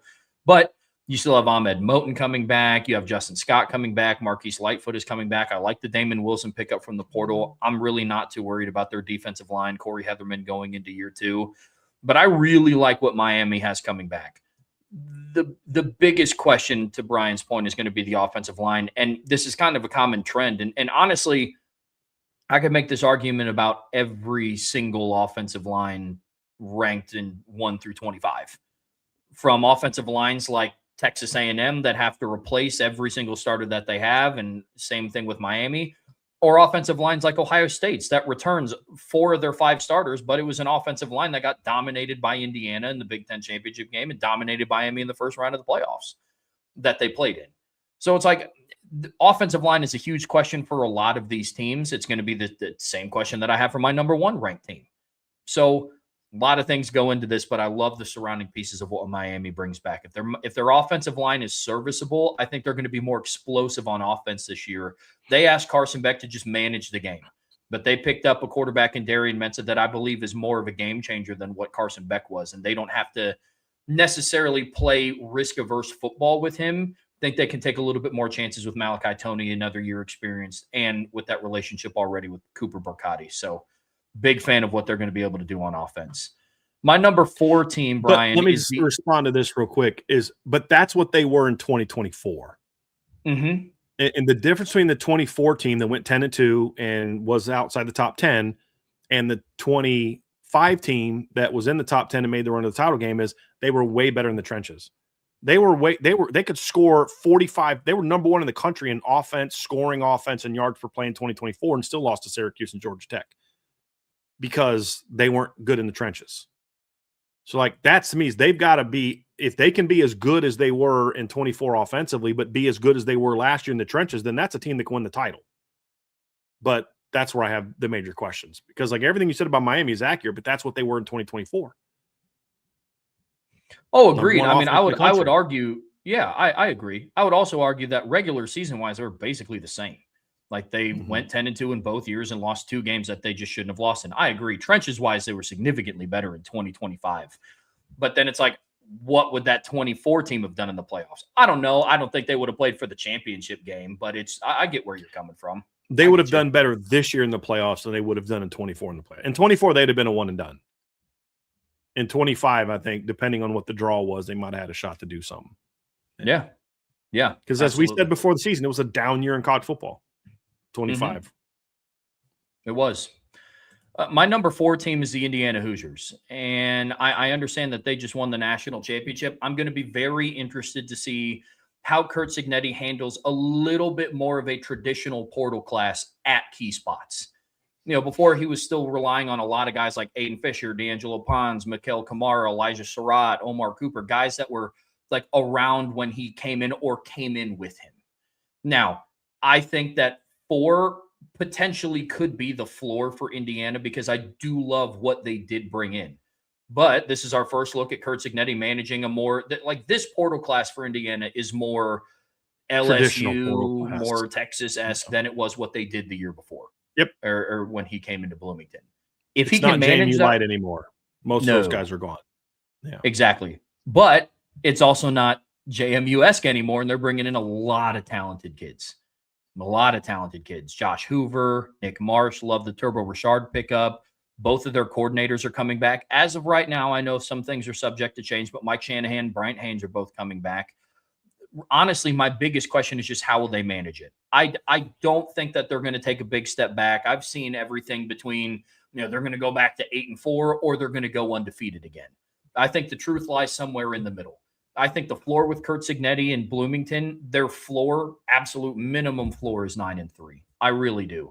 They have a tougher schedule this season, which is also going to play a role. It's significantly tougher. The fact that you just said that, despite the weak schedule they have, it says how bad their schedule was last year. Not hating on them because they had to run through Bama, Ohio State, Miami, and Oregon to win the title last year. So they proved themselves to be legit, but that schedule was a joke last year, and this year's schedule is a joke also. So the fact that this schedule is one where you're like, it's tougher and no one's laughing at you for saying that's tougher shows you how weak they've scheduled. The league is done for them as well. Their non-conference is soft, and the league has not given them tough schedules so far. No. So and that really is just my biggest question with Indiana. If Curt Cignetti can avoid kind of some of the pitfalls that have hit other teams with traditional portal cycles, then they're going to be right back in the national championship discussion because they're bringing in a lot of talent. And they have a lot of talent coming back too. I mean, I like their secondary. I think the interior, their defensive line is strong. They're going to be strong up the middle. So definitely some good pieces. A lot of their offensive line, I think, returns too. I believe. I know obviously Pat Coogan's gone, but Carter Smith comes back, Drew Evans comes back, Bray in my thing I typed in Bray Lynch. Bray Lynch comes back. It literally says Bray Lynch. And then they added Joe Bruner, who was an all Big Ten guard at Wisconsin last year. They brought him in. So what they're going to do, I believe, by getting Bruner, what I think they're going to do is move Bray Lynch back to center, and then Bruner starts at guard. And then they've got a young kid they like that they're going to pop in at right tackle. So, but yeah, the 3 of their 5 starting offensive, and you could argue their 3 most talented offensive linemen come back. At least 3 of the 4 most talented. Yeah. So, absolutely. Yeah, they bring a lot. And to your point, too, they also, Tyreek Tucker and Mario Landino, their 2 starting D tackles also both come back. Yes, they're going to be solid in the trenches at a minimum. And like we've said before on the show, they have the best offensive line coach right now in college football in Bob Bostad. That dude's a beast. Absolute beast. My number 3 team is the Texas Longhorns. Look, offensively, I think they're going to be an absolute wagon if their offensive line can hold up from a skill position standpoint. Dude, this is going to be a nasty offense. Arch Manning took the step that we had talked about last year. We said that the hype for Arch Manning going into 2025 was way too high. Way too high. And I didn't love it. But you look at what he has coming back at receiver.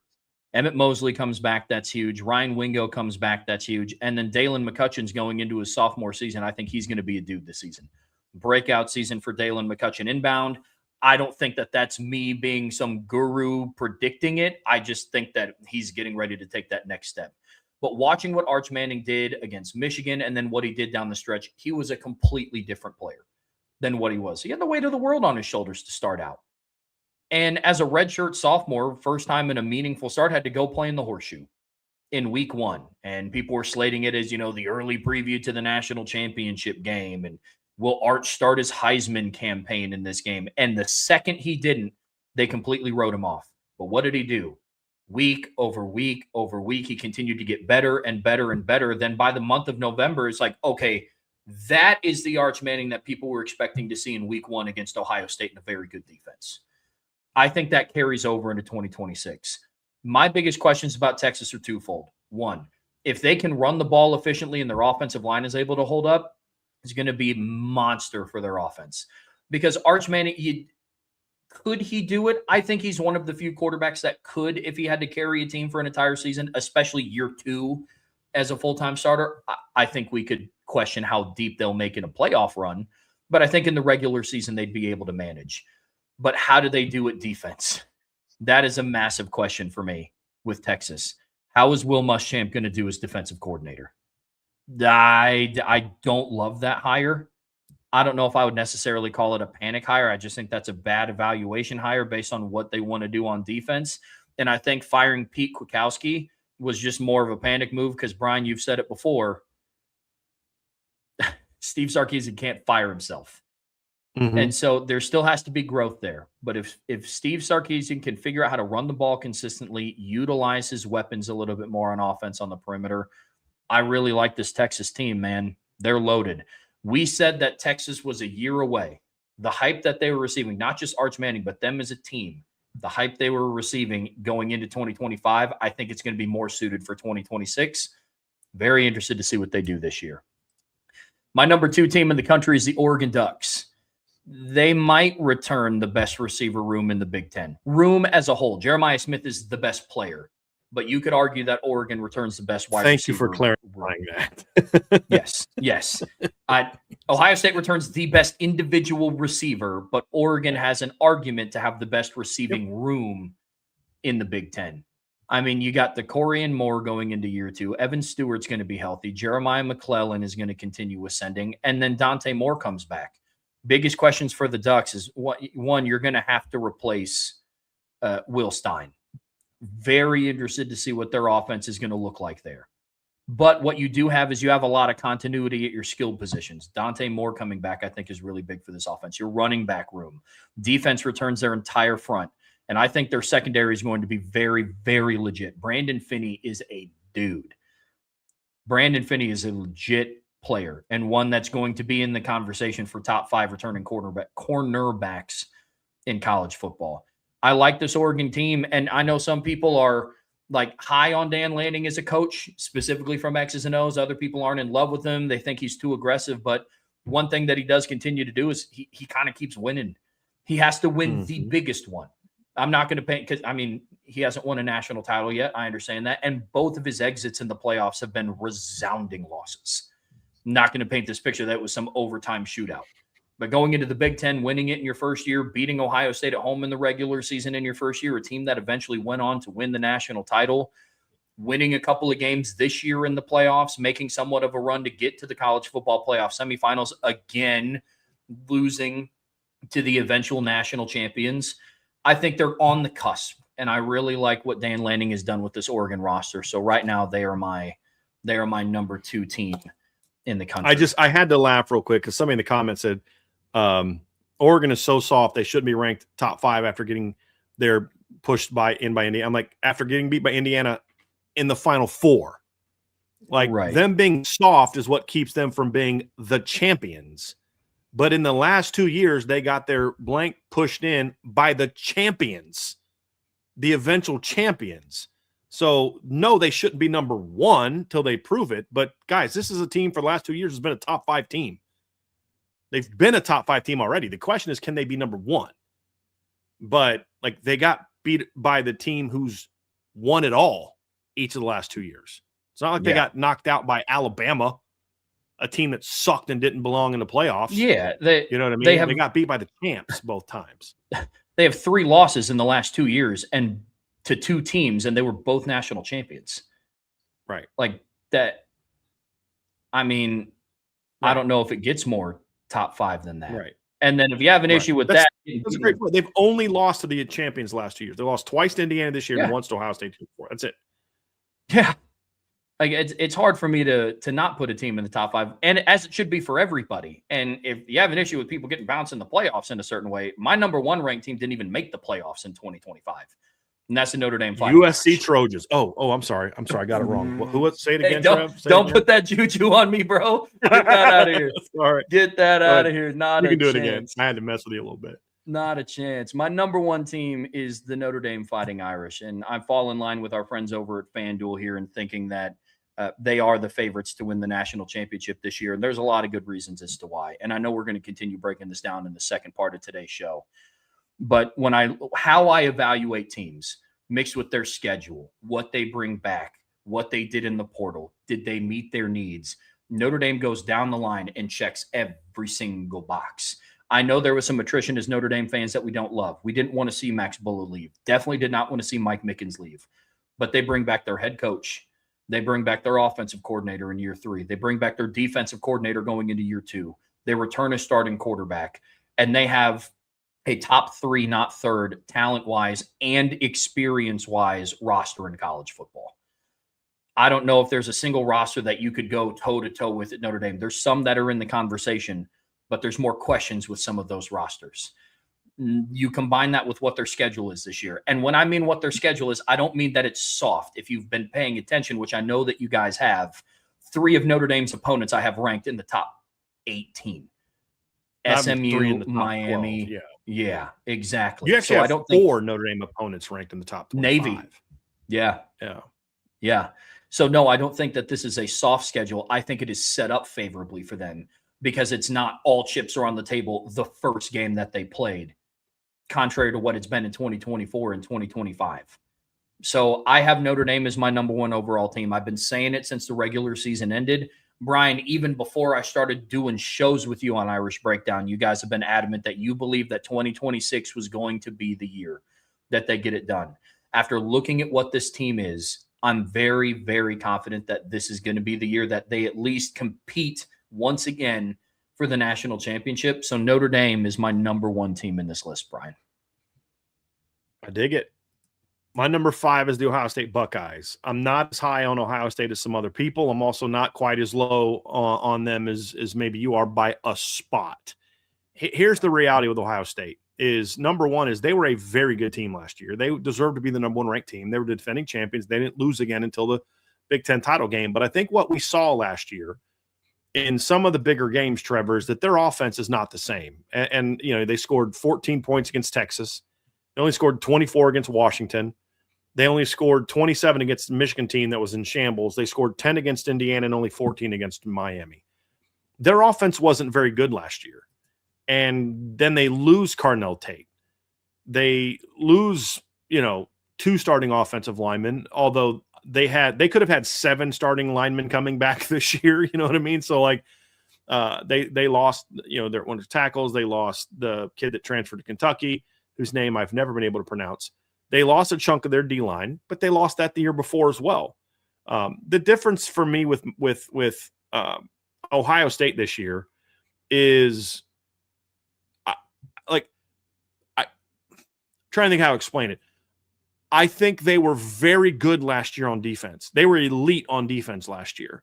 They have to prove they can do that again this year while getting better on offense. The concern I have is they have a lot coming back from their offensive line, but what's going to determine if Ohio State is number 5 or if Ohio State can get back to the championship game is going to be, is that a good thing that all those guys are coming back? And that's really my biggest question mark for Ohio State on the offensive side of the ball is I know that Luke Montgomery comes back. Carson Hinsman's coming back.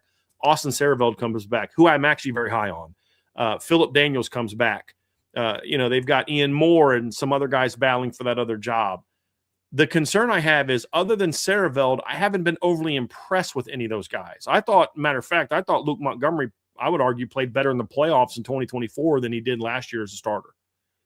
And their offensive line against the better defenses struggled. Now, they're either going to get better as they have another year under their belt, or they're not. And here's I'll tell you who ruined Ohio State's expectations for me is Clemson. Because we said this about Clemson. Look, I know their O-line struggled in 24, but they were still a playoff team, and all those guys come back. Now, I know they didn't look very good last year, but they're all back, and they were the same exact offensive line. So will Ohio State's line get better, or are that's just who they are? That's going to be the difference between whether or not Ohio State is a top 5-ish team, 5 to 8 team, or they're a legitimate title contender. That's it right there. And so I'm just not as sold on that offensive line. I'm not as sold on the receiving corps as it's been. Obviously, Jeremiah Smith is the best receiver in college football. But Brandon Ennis is a nice complementary player. He's not an Emeka Egbuka. He's not Carnell Tate. And then Chris Henry, you're putting a lot on Chris Henry's shoulders as a true freshman to come in and take some of that pressure off. Tight end, we'll see. Losing Max Clare hurts a little bit. I mean, Arthur Smith, from everybody I've talked to that's familiar with what he does with multiple teams, not just the Steelers, he's a guy who likes to run 2 tight ends. That actually could work for Ohio State. Agreed. I actually think Ohio State could be a team like that does more 12 personnel with Jeremiah Smith making a bunch of downfield plays off play action. Because I do think their O-line, the issue I have with the O-line is it's not real athletic. It's pretty physical, though. And Ryan Day's run schemes have tended to be some that require a little bit more athleticism, a little bit more movement ability. That's why Donovan Jackson was so good. And I don't know that this line does that. Arthur Smith, from what I know of his run game, is more of a power run game guy with 12 personnel, which I think fits Ohio State's personnel better. That also would lead to them being more of a pistol, run game, play action run game team, which I then would think takes pressure off Julian Sand and would utilize his legs better. I don't think they were put up numbers last year on offense, but they did it against bad teams. I mean, Julian Sand looked like a stud against Grambling, Ohio, Minnesota, Wisconsin, Penn State, but he didn't look like a stud against Michigan, Indiana, and Miami. He didn't look like a stud against Texas. He was also a redshirt freshman, and he's going to get better. But I think they didn't use the offense wasn't designed to fit Julian's strengths. I think Arthur Smith might do more of that based on what he's done in the past. We'll see. But it still comes down to their offensive line. And then my other question mark is, people have said in the chat, well, we didn't know that Arvell Reese is going to be a stud. Hold on a second. Yeah, we did. Because we said that I know they lost, Cody Simon, but dude, Arvell Reese is a dude. We said that literally last offseason. With all due respect, Peyton Pierce and Christian Allegro and the other guys coming back aren't Arvell Reese. They didn't look like – you could watch Arvell Reese in 2024 and be like, that guy's going to be a stud. Yeah. Peyton Pierce is a good football player, but he's not Arvell Reese. Christian Allegro from Wisconsin and the other kids battling for that job are not Sonny Styles. And I didn't think Caden Curry was going to have the breakout season he had. So I'll give you that. Can Bo Atkinson be that? Can some of the other young guys they have be that? That's a question mark. I think Kenyatta Jackson's going to be a dude. I think Edric Houston's going to have a breakout season for them. What's John Walker going to do coming in from the portal? What are some of the other young guys going to do? I think their D-line is still going to be good, but I don't think it's going to carry them the way that it did last year. That's the other reason why I'm going from having Ohio State preseason 1 to 5. Again, if I have them 5, they're still pretty good. Yeah. But this year, 5, I have them 6. Yes. Like their front 6 to me is more of a concern. What they do have coming back is I actually think their secondary is going to be better this year as a unit. Now, I know they lose Caleb Downs, but I love Jermaine Matthews coming back. I thought he got better, and Devin Sanchez is a dude. I wasn't sure if he could stick at corner. He looked like maybe he might be more of a safety. He looked great at corner last year. I think he's going to be a dude. Jalen McClain was very good in his first year in the lineup. And Terry Moore was a very good player at Duke 2 years ago. As long as he's healthy, he's going to be very good. And then Earl Little was a great portal pickup at nickel from Florida State. So I actually think their secondary as a whole is going to be better, even though nobody's as good as what Caleb Downs was. But will they be able to get the kind of pressure that they need to get? Will they be able to shut down the run like they did last year? That and the improvement from the offensive line are going to be the two big keys for Ohio State. But there's a lot to like. It's just I don't quite see the same talent level in the trenches that I saw from the 24 team, especially on defense, or even the 25 team. So that's my thoughts there. But they're still very talented. And look, their receiving core got rated in the portal this year. And with all due respect to Kyle Parker and the kid they got from UTSA, they're not the elite talents that Bryson Rogers was, that Quincy Porter was, that Mylan Graham was. And then they also lose Max Clare, and they also lose Cardinal Tate. And you replacing them with what? Freshmen and transfers who were just okay players. That's going to be an interesting dynamic. But I do think it would make sense. I think Ohio State's personnel is better suited for a downhill run game. You know what's going to sound crazy? Ohio State fans are going to never forgive me for saying this. They're never going to forgive me for saying this. But their offense in 26 needs to look a lot like Michigan's did in 2023.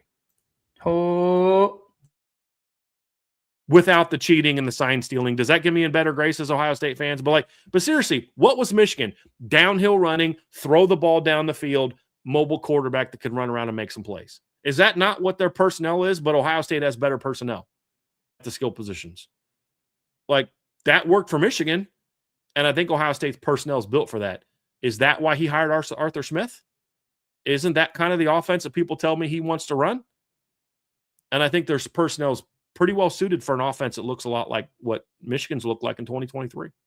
Their schedule's not nearly as easy as Michigan's was. Like, that's a brutal schedule. Yeah, it is. Like, how do you give Indiana and Penn State what you gave them, but the best team in your league, you're going to give them what they got? It's like, okay. So that's my 2 cents on Ohio State. My number 4 team, Trev, is the Oregon Ducks.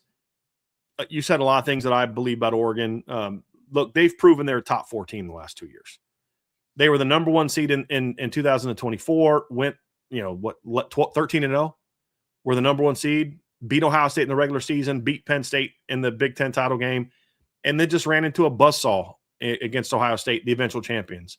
This year, lost to Indiana at home, got smoked by Indiana in the playoffs, beat everybody else, including 2 playoff teams. Smoked Texas Tech 23-0 in the semifinals.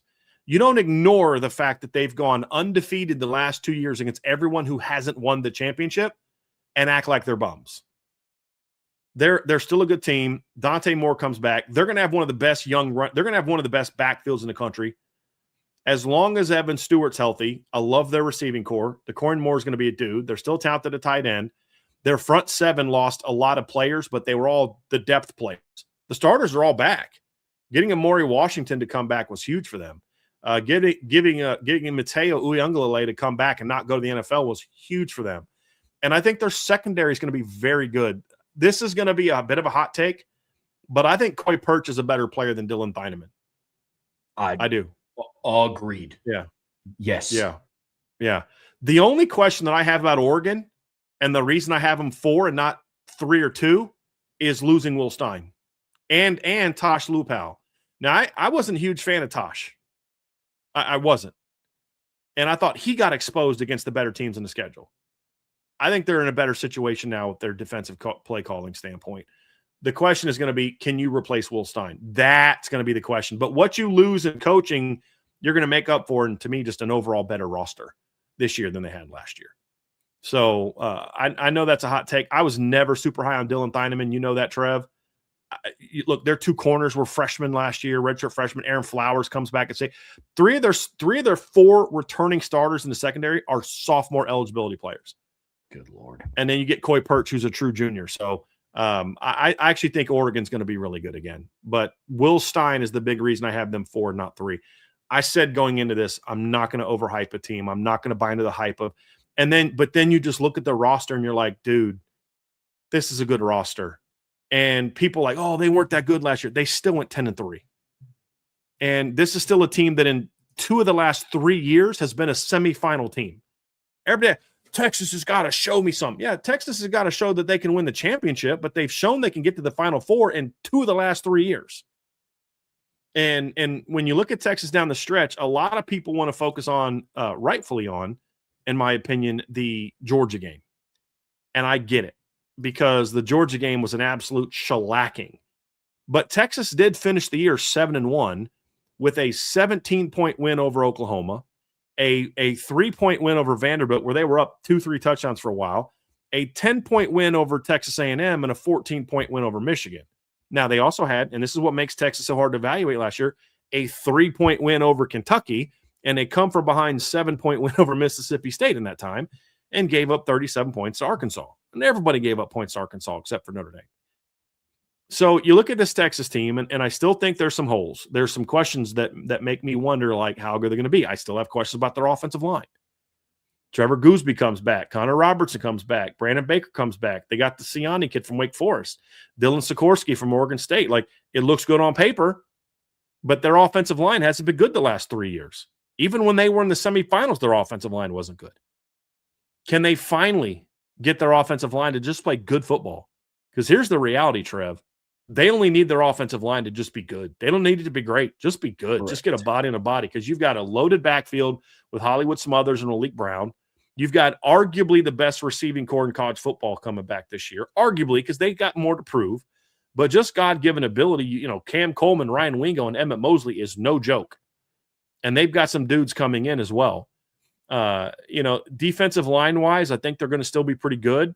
Lance Jackson's a year older. Murad Watson is now a year or two in the system. Hero Kanu comes back. That was a great transfer portal pickup. Colin Simmons might be the best DN in college football. They lose Anthony Hill, who is an extremely talented player, but very undisciplined player, and they replace him with Rasheem Biles, so really good football player. Ty Anthony Smith is ready for a breakout. Their safety has a lot their secondary has a lot to replace. That's the biggest concern I have with Texas on defense. Their secondary concerns me. And if they can't get after the quarterback, I think their secondary is their weak spot. But there's at least some talent there to work with. They didn't really do a whole lot in the portal in the secondary. They got Bo Masco, but they have confidence in their secondary. The only other thing that makes me think that I might be overhyping this a little bit too much is I did not like Pete Kwiatkowski being the scapegoat for the offensive struggles, and I'm not a big fan of Will Muschamp. I'm really not as the D coordinator. But the talent's inescapable, and for all the banging that people gave on Arch Manning, you and I called that perfectly, Trevor, last year. We said he's going to struggle early, and people are going to tear him down because that's what media does, build a guy up just so they can tear him down. But you look at Arch in the second half of the year last year, he was a much better player. Not what people make him out to be, number one pick, but he was a much better player, and I think he's only going to get better this year. And if you also watched Texas play last year, you also saw their receivers drop a lot of passes. Oh, yeah. And I don't see that being as much of an issue, although Cam Coleman has had his fair share of drops as well. But he's good enough to say, I'll live with it. He's kind of like Will Fuller, like, okay, I'll deal with the drops because he's that good. So I just think this Texas team is really good. But honestly, for me, 3, 4, and 5 are interchangeable. If you wanted to in the chat say, dude, you're nuts, Ohio State should be 3, I'm like, okay. I'm not going to argue with you about it. Oregon should be 3 or 2. Okay. I don't think so, but okay. I'm not going to argue with you about it because it's really close. Yes. Every team has some areas where you're like, boo, I'm not sure about this. Even Notre Dame, who we'll talk about. They're my number 2. Yeah, I think Notre Dame has the best returning roster in college football, and I'm not just saying that as a homer. I take a lot of pride in being honest about my football team. That's why Brian Kelly hates me, and that's why Brian Kelly and some of his lackeys tried to ruin my reputation for years. It's because I did not just go out there and say, oh, everything is great. It's Notre Dame. I love Notre Dame. I'll call it out. I'm concerned about what version of this defense is going to look like. The one early in the year, the one later in the year, especially now that Mike Mickens is gone. That's a huge blow for Notre Dame. Is the offensive line going to be good enough? The talent will be, but will the coaching be? But you return one of the best quarterbacks in college football. You lose the best backfield in college football. You're still good there. Your receiving core should be better top to bottom this year. Your offensive line is going to be a lot more talented than it was last year if people are healthy. And then your defense is arguably the most talented defense and deepest defense in college football. You're bringing back one of the best edge rushers in the country. You got 2 home runs at D tackle, getting Onye back, Bryce Young, Keon Keeley. You're loaded there. Everybody comes back at linebacker, and they were great there last year. You bring back the best cornerback in college football that no one in the chat will dispute. You bring back arguably the best safety room in college football. I think getting DJ McKinney and Jaden Sanders out of the portal gives you a lot more flexibility to maybe move Christian Gray inside to the nickel, let him be more aggressive. This team is loaded. But I need to see Chris Ash show me that the guy we saw the last 7 games is who he is. And we need to see Joe Rudolph. We need to find out whether or not Joe Rudolph can actually put an elite offensive line on the field. The talent will be there, but you got to coach it up. And that's going to be the big key for me. So that's kind of where I'm at. And look, I think they have the best roster coming back, but I'm also a believer, and I've said this a million times, you're the champs until somebody beats you. Unless there's a year in which your team and your depth and your coaching just gets ravaged. I would not have ranked LSU number 1 in 2020. They lost everybody and Joe Brady. I would not have ranked Michigan number 1 in 2024. I didn't, because not only did they lose a ton of their talent, they lost almost their entire coaching staff. That's not the case for Indiana. They returned their entire coaching staff. They lost like their strength coach. That's it. Yes, they lost a Heisman Trophy winning quarterback. I'm sorry, Josh Hoover can put up the numbers that Fernando Mendoza put up. Losing 2 backs, good players. You get Turbo Richard and you got Lee Beebe. You're going to be good there. Charlie Becker comes back. Nick Marsh is coming in. Receivers, the one spot I think they took a hit, losing Omar Cooper and Elijah Surratt, and you only replace them with Nick Marsh. I'm curious to see what they're going to do there. Tight end, they don't throw to their tight end. That's just a blocker. Your left side of your line will be back. Joe Bruner, you get him in from the portal. He was an all Big Ten kid last year. And yes, Mikael Kamara is a loss. Stephen Daly's a loss, but you went out and got Josh Burnham, who was Notre Dame's best defensive lineman the last 5 games of the year last year, who's made huge plays in the playoffs for Notre Dame against Penn State and Georgia. You also get Toby Onsensanmi, and you also get Chidi Abiazar from Kansas State, both of them from Kansas State, very talented players. So you're going to have a really good 3-man rotation there on the edge. Elijah Harding and Isaiah Jones is one of the best 1-2 punches in the country at linebacker. Amari Farrell comes back at safety. Jamari Sharp comes back at safety. Losing D'Angelo Pons hurts, but they brought in I.J. Harris from the portal.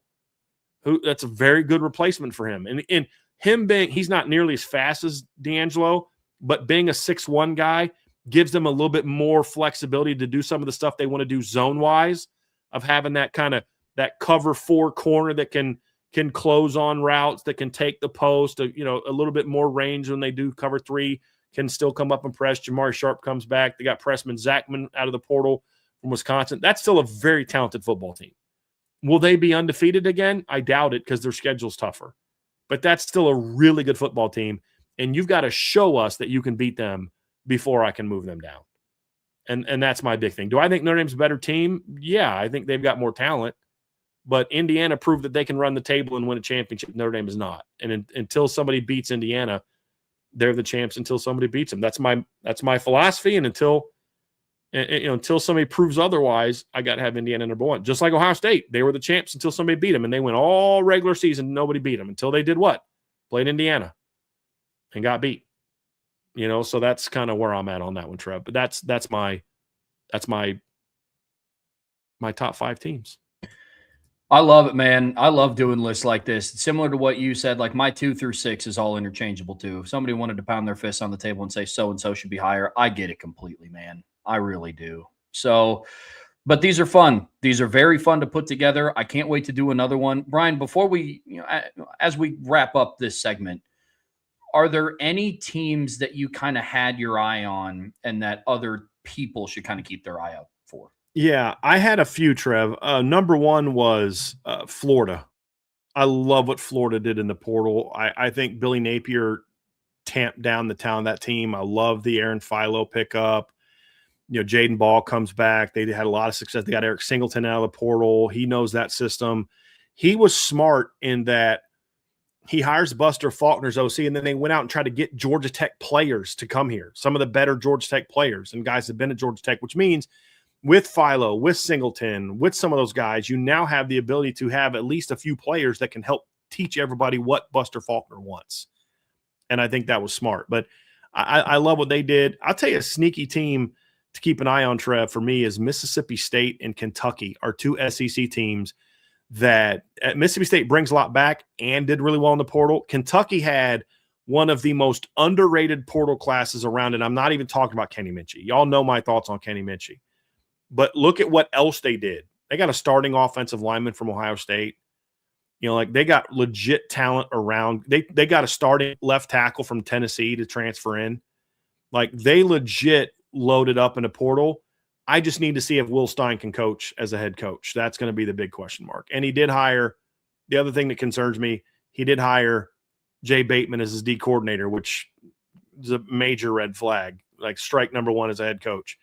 But those are some SEC teams that I liked.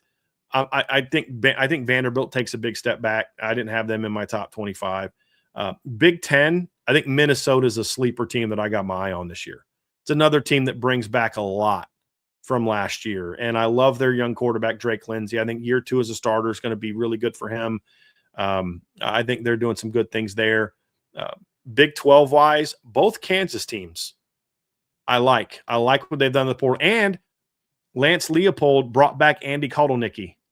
And Andy Kotelnicki under Lance Leopold was a much better coach than Andy Kotelnicki under James Franklin. And I think that's going to end up working out really well. I love the roster at K-State. It's about whether or not Colin Klein can get that going. I think the best thing that could have ever happened to Avery Johnson was Colin Klein coming back. I think that's going to help him a ton.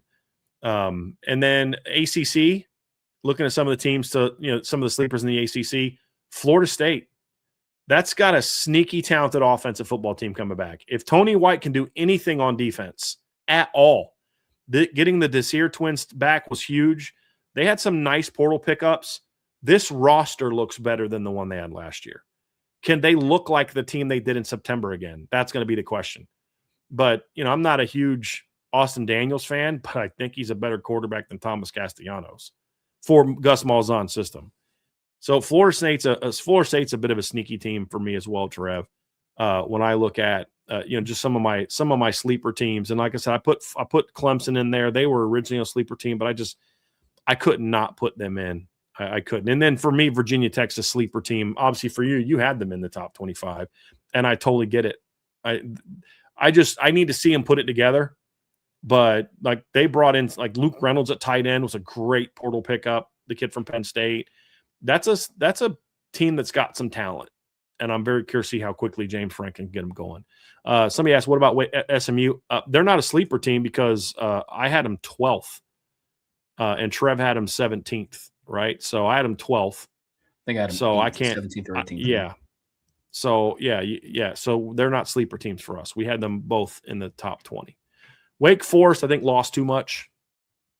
They're going to be better at quarterback this year, but they lost way too much, in my opinion. So I'm not as high on them. So anyway, we did have a couple people gave us their top 10s, Trev. I want to pull up here real quick. Bobby Quinn, appreciate that, Bobby. At Ohio State, number 1, Indiana 2, Notre Dame 3, Texas 4, Oregon 5. His top 5 looks nothing like mine in order. But as I said, you're not going to find a lot of argument for me for having any of the top 5 ranked anywhere in the top 5. You're not. I have Ohio State 5. You have 1. Okay. Yeah, sure. I get it. I'm not going to argue with you too much. Georgia 6, Bama 7. That one I'll push back on. LSU 8. That one I'd push back on. Miami 9, Ole Miss 10. I definitely don't see Alabama being better than they were last year. LSU, I can see it. I just think it's too early to put them that high. Yeah. But Bama's the one that I would push back on quite a bit. But that's a good list, Bobby. I appreciate you putting that in there. And I don't think anybody else actually put their top 10 in there. I do believe that 5 Adam put his top 5 in there, and I'm trying to see if I can find that, but I couldn't quite find his. I can't find his list because it was a lot earlier in the discussion. But he also put in a top 5 as well, which I appreciate. But yeah. So anyway, so we had some of those, Trev. Wow. Chief Brody had OSU 1, Oregon 2, Notre Dame 3, Texas 4, Georgia 5. He just didn't have Indiana, so he's one of those not believers in Indiana. Yeah. So we'll see how that plays out. But I appreciate some of you that did put those rankings in. I appreciate you guys doing that. I tend to agree with Michael Johnson. I think Bama maybe top 25 is probably a little bit closer to my view of them. KQ said Notre Dame 1, Indiana 2, Oregon 3, Texas 4, Miami 5. I wouldn't argue with that either. I mean, honestly, Trev, to a degree, you could look at the top 7 teams and they're all to some degree interchangeable. If you just move Indiana to 4, that's my top 5. I have Notre Dame 1, Oregon 2, Texas 3, Indiana 4, Miami 5. I get it. I get it completely. Justin Snyder has Sniper as Notre Dame 1, Oregon 2, Indiana 3, Texas 4, Ohio State 5, Miami 6. Yep. I get it. I think a lot of it's Andrew Gilmore, Texas 1, Indiana 2, Ohio State 3, Oregon 4, Indy 5. There's no world in which I would put Texas number 1, but I have them 3. It's not. They're all have a shot. Like this year is going to be a little bit different than last year. I think there's going to be more top teams this year than last year. There's more teams that I look at this year. I'm like, oh, that team could win it. That team could win it. I think the top 7 teams in the country this year, for me, I think there's a big difference between 7 and then the next 3. I think there's a big difference in Miami on down and Oklahoma. Yeah. But even Oklahoma, I'm like, dude, I don't know if I'm ready to sleep on that Oklahoma team just yet because I think they will be improved. But the top 7 to me, to some degree, is interchangeable. I think those are the clear 7 best teams in college football. And then LSU's got at least the talent to jump into this conversation as well, but I just can't put them there right now. 2 sleeper teams that I had real quick, wrapping this up. One, I had Auburn. I'm very curious to see what Alex Golesh can do with Byron Brown at quarterback. I think that's going to be a fun that team. wasn't it. They brought in their best receiver from USF as well. They've got 3 really good running backs as well. That's a good one, Trev.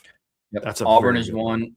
And then a little ways down the road, when I mean don't sleep on them, I mean like probably hit snooze on the alarm a couple times, but I'm not counting out Wisconsin either. I like their schedule, I think, sets up relatively favorably, and they had a pretty decent portal cycle. Now, again, might be a little bit biased because I just went through and I did their kind of Notre Dame opponent preview article, but their schedule sets up favorably. They don't have to play Ohio State. They don't have to play Oregon. They don't have to play Michigan. They do have to play USC. They play Iowa on the road. But outside of that, like they play Penn State on the road, and then obviously they play Notre Dame. But they could be a sneaky 7-5, 8-4 team. And I know people are kind of 7-5, 8-4. It's like, yo, dude, they were not bowl eligible the last 2 years. I mean, that is a vast improvement for them. And this is a make or break year for Luke Fickell as well. So I'd keep my eye on Wisconsin too. We went so long on this one, Trev, although we're not going to be able to do a mailbag today. So I just want to bring up a couple questions that were asked related to the top 25, just real quick. Battle in the Trenches says, well, who in your top 25 do you think has the best chance to make an IU type run at the title this season? Well, I had IU 9th, I think, in my preseason top 25. So I didn't have IU way back like a lot of people did. So you can pick any team in my top 10 outside of BYU, and I think they have a shot to make a run like that. But I think the teams that have the legitimate chance to make that kind of run are this year are the teams in the top 7. Last year, you could go down to 9, 10, 11, 12 teams because there wasn't that elite team at the top. Even Notre Dame, like, okay, offensive line's a question, quarterback's a question, you know, new D coordinator, all that kind of stuff. I think anyone in the top 7 to me right now, I would not be like, oh, dude, that team has no shot to make a run. You know, I mean, that's where I'm at. Yeah, anyone in my top 6, one of Notre Dame, Oregon, Texas, Indiana, Ohio State, and Miami, I think has the option to make that run. Georgia was my 7th ranked team. I have a lot of faith in Kirby Smart. He did well in the SEC, but the other consistent that's happened the last 2 seasons is when he came across a team that had just better talent than his, they lost. Outside of its conference. Exactly. I think there are people in that league who are, except for Bama, who are spooked by Georgia. I think they see Georgia and they get spooked. That hasn't been the case when they go out of the conference. Georgia Tech has not been afraid of them the last 2 years. Just not been afraid of them. And look what's happened. 2 very close football games. Notre Dame wasn't afraid of them, beat them by 13. You know what I mean? So, like, they just, when they play out of their conference, they haven't been as good, you know, against like legit teams out of their conference. So I think that's part of it. I just think the SEC is still a little bit afraid of them. But does what happened with Ole Miss in this quarterfinals change that a little bit? Have people seen enough chinks in the armor to not be afraid of Georgia when they go play them? That's a legitimate question. Absolutely. Insured by Big Ass, my question for Trev would be, if Franklin was there, would Penn State be higher? I mean, probably, because they wouldn't have had as many losses. They'd have a very different roster. All the kids that transferred out would all be coming back. Yeah, 100%. Like they'd probably be a top 10 to 12 team. Yeah, honestly, in my opinion.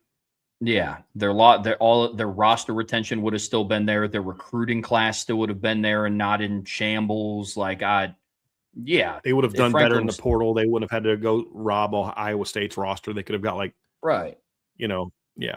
agree. Yep. And then last one, Irish men 7-1-4. Who is your top group of 5 team, Brian? Navy. No, I don't know that. I mean, honestly, Trev, I went through all the Power 5, the G5 top teams, and I just didn't love any of them. I mean, I know somebody has to make it.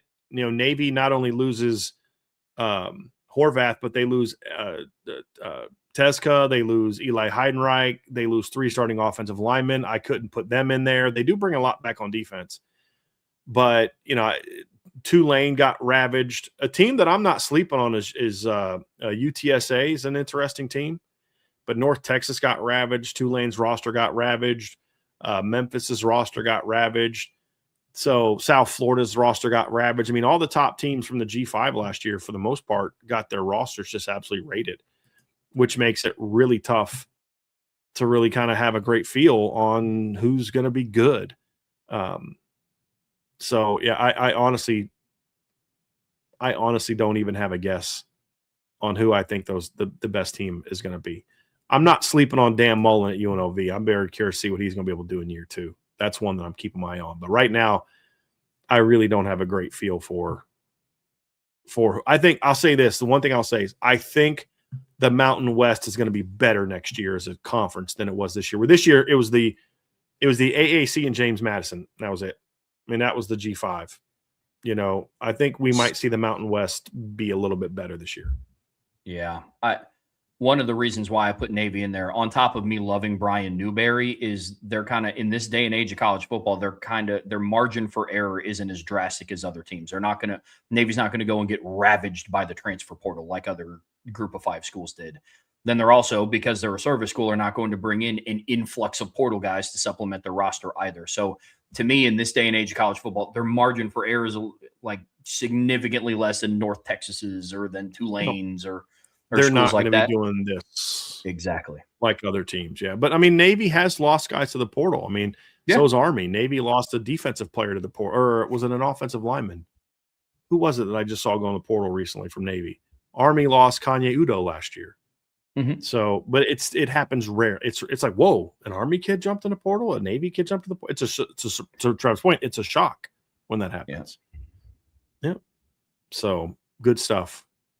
Good stuff. Well, folks, that is going to do it for part 1 of today's show. Stick around. We're going to wrap all this up by talking about Notre Dame's outlook on the 26th season, talk about if all the hype is well-deserved. But before we get there, hit that like, hit that subscribe, hit that notification bell, share this podcast with your friends and family. But now that it is the off season, the best way to stay in tune and the best way to support what we do here is subscribe to the premium message boards at boards.irishbreakdown.com.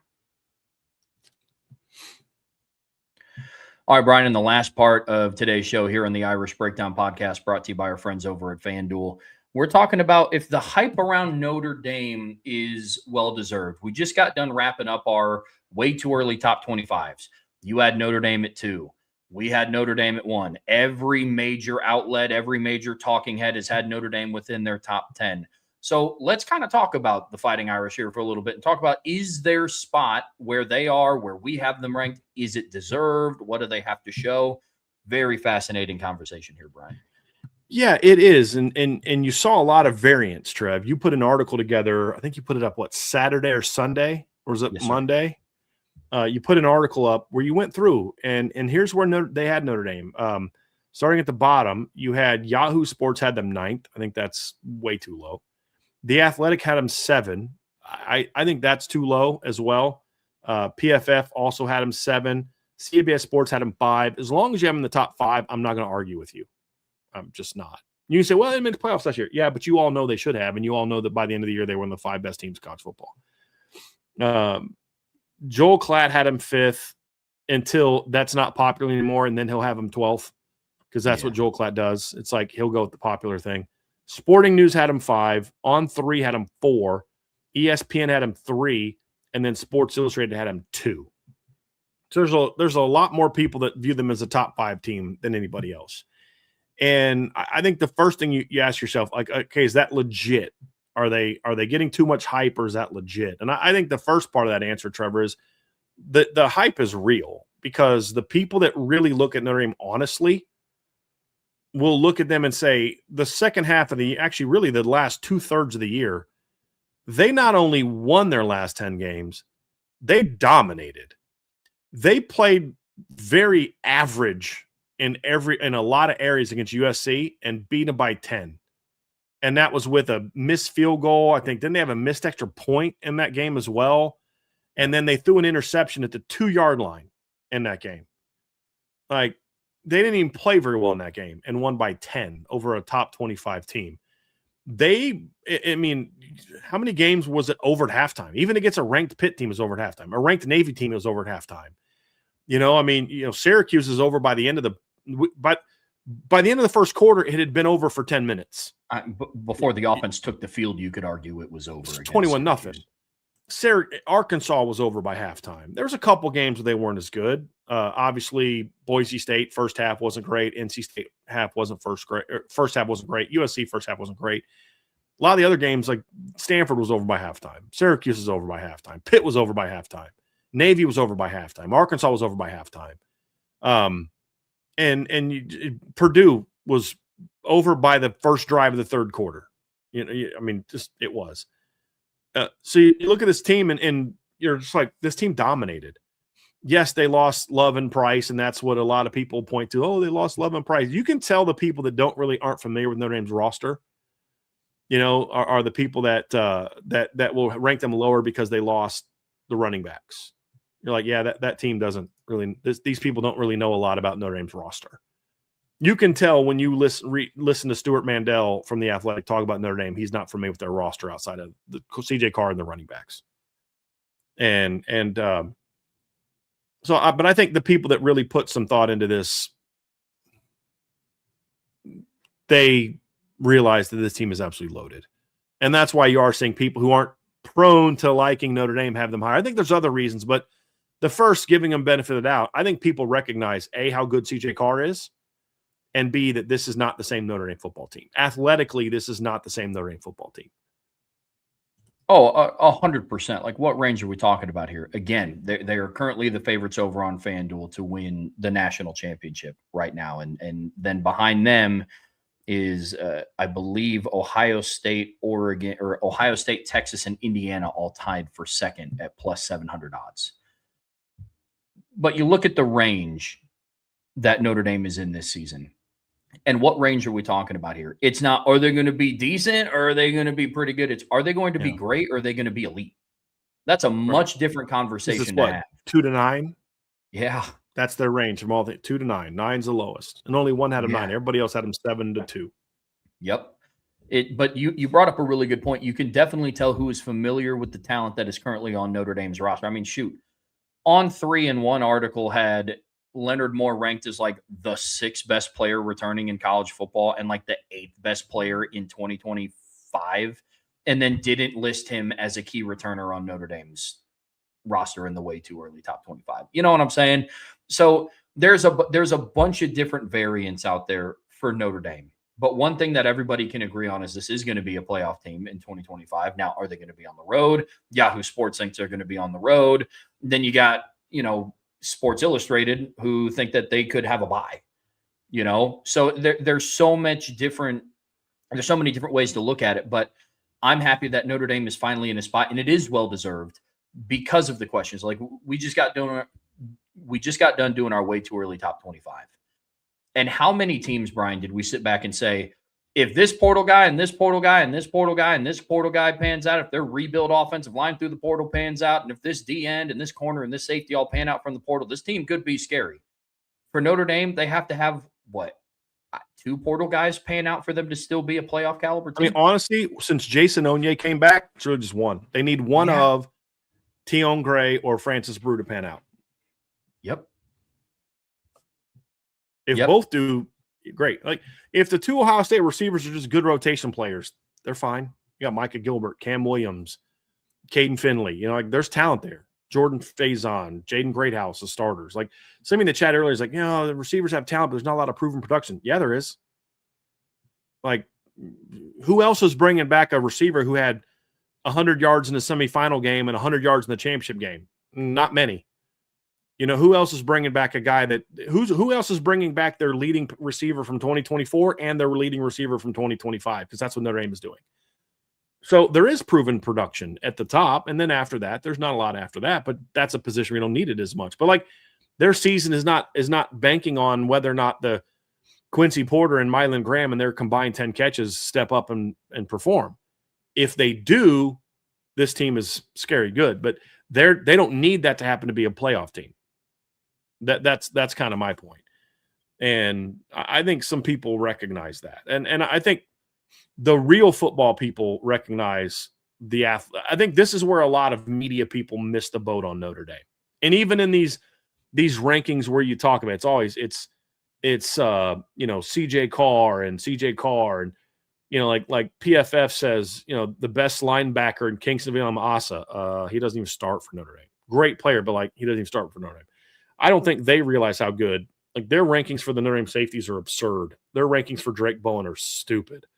But you get to some of these other guys. You listen to David Pollock talk about Notre Dame. You listen to the football people talk about Notre Dame, and I think it's the defenses where they've started to recognize this team is different than what it used to be. This team has athletes. This team has legit D linemen. They're looking at it to where Boubacar Traore at 6'4", 245 is their by far smallest defensive end.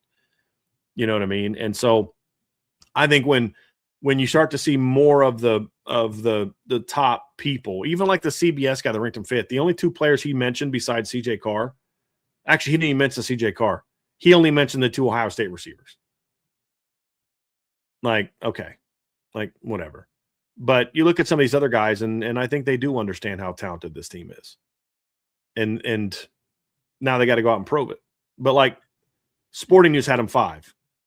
What does he say? This is what Bill Bender, right? This is why I love Bill. He says, this is what he wrote about Notre Dame. And you can tell the people that know Notre Dame and the people that don't. This is what Bill Bender said. How will the Irish respond to this year's playoff snub under Coach Marcus Freeman, who is 43-12 taking over as head coach? Quarterback CJ Carr, who had 2751 yards, 24 touchdowns, and 6 interceptions, is a Heisman Trophy contender. Running back Aeneas Williams and receivers Jaden Greathouse and Jordan Faison should work behind an experienced offensive line. Ohio State transfer wide receiver Quincy Porter is a nice addition. All-American cornerback Leonard Moore's back, along with senior linebacker Drake Bowen. And then he talks about the schedule. It's like, okay, that's someone who knows this roster. You know what I mean? And I think the more people that really, truly know this roster, On 3 had number 4. Who'd they mention in the article? CJ Carr, Drake Bowen, Jalen Sneed, Boubacar Traore, Christian Gray, and Adon Schuler. Didn't even mention Leonard Moore. But, like, think about that. Had him number 4 and mentioned a bunch of guys that nobody else is talking about outside of Bill Bender. You know what I mean? You look at ESPN as him number 3. They mention Aeneas. They mention CJ. They mention the Ohio State kids. They talk about getting Jaden Greathouse back. They mention Brew and Keon Keeley.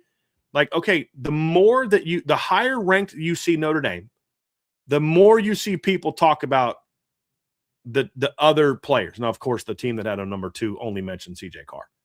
But like a lot of those others that put her in the top 3, they talk about Drake Bowen, they talk about Christian Gray, they talk about Greathouse, Faison, Aeneas Williams. Like, they get it. They're like, yeah, Notre Dame lost 2 great running backs that might be the top 2 running backs drafted, but the dude that's coming in averaged 9 yards a carry last year. You know what I mean? And we saw him ball out in the semifinals in the Orange Bowl 2 years ago. So I think the real ones get it, and I think that's where you see Notre Dame being ranked high. Here's the other reason Notre Dame is being ranked high. Let's be real about this too. We say this all the time. When it benefits them, the media will overhype or hype up Notre Dame. Because what's going on right now? Notre Dame's number 3 on ESPN. I'm clicking on that article. Notre Dame fans. And then the exact same thing is being said by SEC fans and Big Ten fans with a different tone. Notre Dame is number 3 in the preseason rankings. Are you kidding me? Let me click on that article. And then if Notre Dame's not as good, then they can spend the whole time tearing Notre Dame down. And if you wanted any more evidence of the fact that Notre Dame they know that Notre Dame makes them money. Because every time I listen to a playoff conversation, even in the title game, they couldn't help themselves but to bring up Notre Dame. So yes, now that Notre Dame is good, they're going to sit there and say, Notre Dame, Notre Dame, Notre Dame, Notre Dame, Notre Dame, because they know the Notre Dame fans just want to be loved. They just want to be accepted. They just want to hear, nice things about their program. So they'll keep listening to ESPN and keep watching all these stupid these shows and reading these writers that don't know nothing because they're just dying to hear somebody other than a Notre Dame podcaster say something sweet about their team. And so they keep watching. That's why they keep watching Josh Pate. Because he'll say 10 dumb things about Notre Dame, and the one time he says something good, let's put this on the message board. A guy who just goes on a 15-minute cursing Notre Dame out rant about how he hates Notre Dame and they should join a conference, does an article or does a breakdown talking about how good CJ Carr is, a breakdown that I've done like 5 of those on, and, this guy's really good. I'm like, okay, did you guys remember this rant that he went on, anti-Notre Dame rant? They just want to be told, they just want to hear that their team is loved. And so they'll listen to all this crap because of that. And they know that. These people know that. But there's also a side that hates Notre Dame more, I think, sometimes than Notre Dame fans love Notre Dame because of how much they hate Notre Dame. And they know that brings up a conversation. Why, when the new playoff, the format staying at 12 was talked about, why did everybody once again lose their minds about Notre Dame getting an automatic bid to a 12-team playoff should they rank in the top 12? Nobody else has that. Yeah, they do. The ACC, Big 10, Big 12, and SEC champs all get an automatic bid. They don't even have to be ranked in the top 12 because the new rules are the Power 4 team champs all get in. So Duke would have got in unless you're at 8-5, but that doesn't bother anybody in the media. It's just Notre Dame would get in if they actually rank in the top 12. Why? What would have been worse this year? That Notre Dame got in at 10-2 with a combined 2 losses by 4 points to 2 teams that were in the playoffs in September and August, or an 8-5 team that lost to UConn and Tulane getting in? What would have been worse? It's an easy answer. But who are they crying about? They were crying about Notre Dame. Why? Oh, they know 100%. It draws the hate on one side and the hate on the other side, depending on if they're talking good or bad about Notre Dame. Oh, 100%. If you break it down to its bare bones, it's like, okay, what are we talking about here? People are upset that in a 12-team playoff, if Notre Dame ranks amongst one of the 12, then they get in. Like, what are we doing here? So you can be mad about it all you want. Just because you don't understand it doesn't mean that I have to listen to you be mad about it.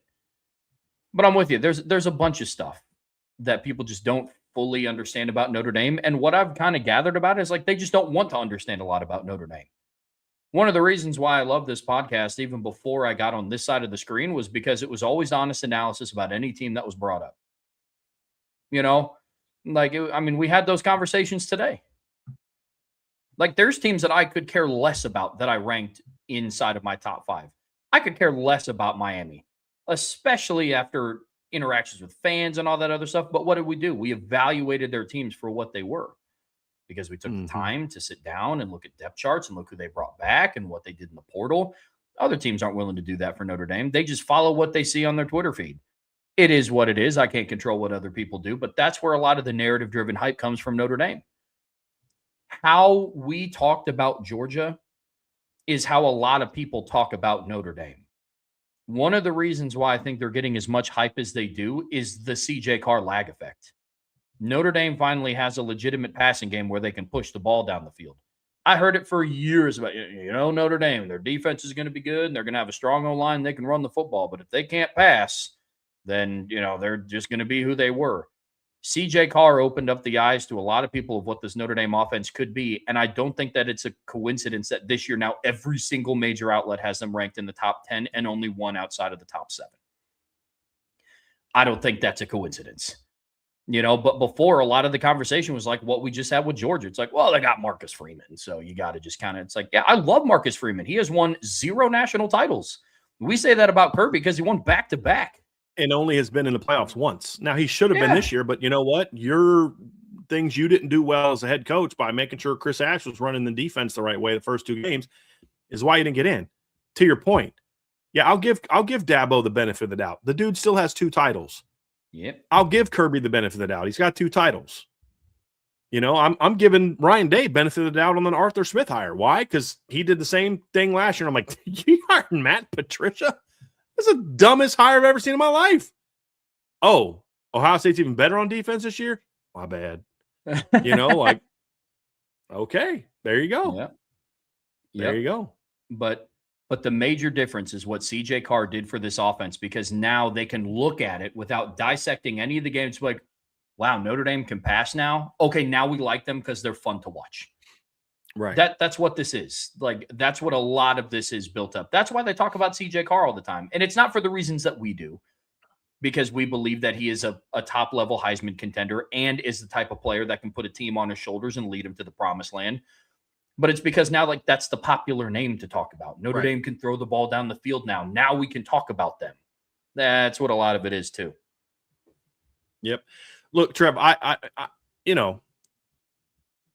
think that this is also why I believe that CJ Carr is a legitimate Heisman contender. Because if Notre Dame keeps winning, they start off winning, they keep winning, and he's putting up just good, like pretty good numbers, slightly better than last year. He's going to get a lot of that hype for the reasons you talk about. Being the Notre Dame quarterback is good for ratings. And at the end of the day, that's what a lot of this stuff is about.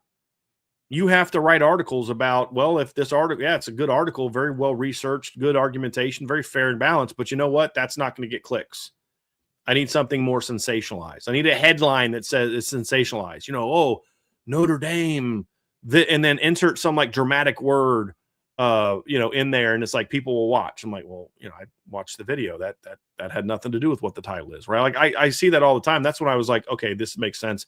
And that's why I just kind of have backed away from certain channels and stuff, because it's like, oh, wow, this is big news. And then you listen to like, dude, they didn't even talk about that thing. Like barely talked about the thing that was in the freaking title. And unfortunately, unfortunately in some ways, but fortunately in others, when Notre Dame is good, it's a story. And people know they can make money off of it. And for a team that people don't care about, they sure get triggered every time something positive for Notre Dame happens. How come Notre Dame gets that benefited out? Because Notre Dame didn't sign over their rights to defend. Like people say, why does Notre Dame get the rights that nobody else gets? I'm like, well, here's one reason: because Notre Dame refused to sell their rights to for their own, everything basically, whether it be their logo or their postseason affiliation, whatever. They didn't sell their rights to another conference. When they did a scheduling agreement with the ACC, that had nothing. That said, we're just going to play each other. In no way, shape, form, or fashion does that mean Notre Dame is now all of a sudden determined. Their future's determined by what the commissioner of the ACC can get for them. And that's the difference. If Ohio State was no longer in the Big Ten, their commissioner would be fighting for these type of carve-outs. But they're getting those carve-outs. It's called win the Big Ten. So that's what they get. Well, what about UConn? UConn can absolutely advocate for that. Probably have. But no one's going to give it to them because they're not Notre Dame. Because everybody knows the same thing that we know. When Notre Dame is good, that's good for everybody. I mean, we've shown the numbers. TV ratings are doubled. Attendance is doubled in the ACC the last 3 years when you look at Notre Dame games compared to conference games. It's not even close. It's not even close. Now, no one in the ACC seems to be smart enough to understand, as bad off as you are now, take Notre Dame off your schedule, and all of a sudden, wow, our TV ratings are way worse than we thought. Our attendance is way worse than we thought. And people don't understand that, Trev. But media people who live off of ratings understand that. Why did they set Notre Dame up to fail? Is it they wanted to stick it to Notre Dame?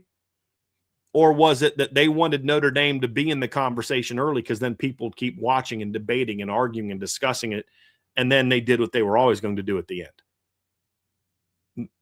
That was the most obvious, this is why Notre Dame is what they are, because of that. And so when they're good like they were last year and they end the season the way they did, people will look for any chance they can to take a shot at Notre Dame, but they're still going to rank Notre Dame high because they know it's a story. It's the same thing we said about Deion Sanders when he was at Colorado.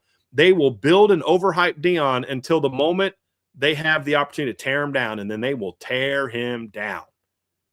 And they're just begging. They're going to keep ranking Notre Dame in the top 5, top 3. There will even be analysts that will predict Notre Dame to be national champs. And those analysts will be the loudest to criticize Notre Dame if they lose a game.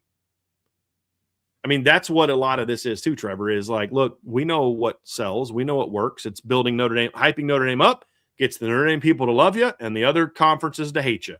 Tearing Notre Dame down gets Notre Dame fans to hate you and other conferences love you. But no matter what you do, everybody's still going to watch.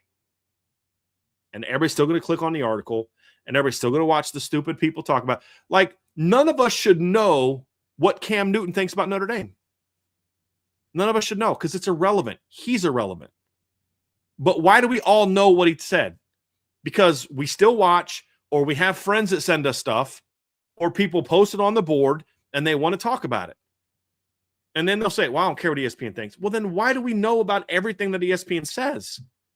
If you truly don't care, then turn it off. But people didn't, because we're just addicted to that. We want to hear that one time they say something good about our team. We want to hear that.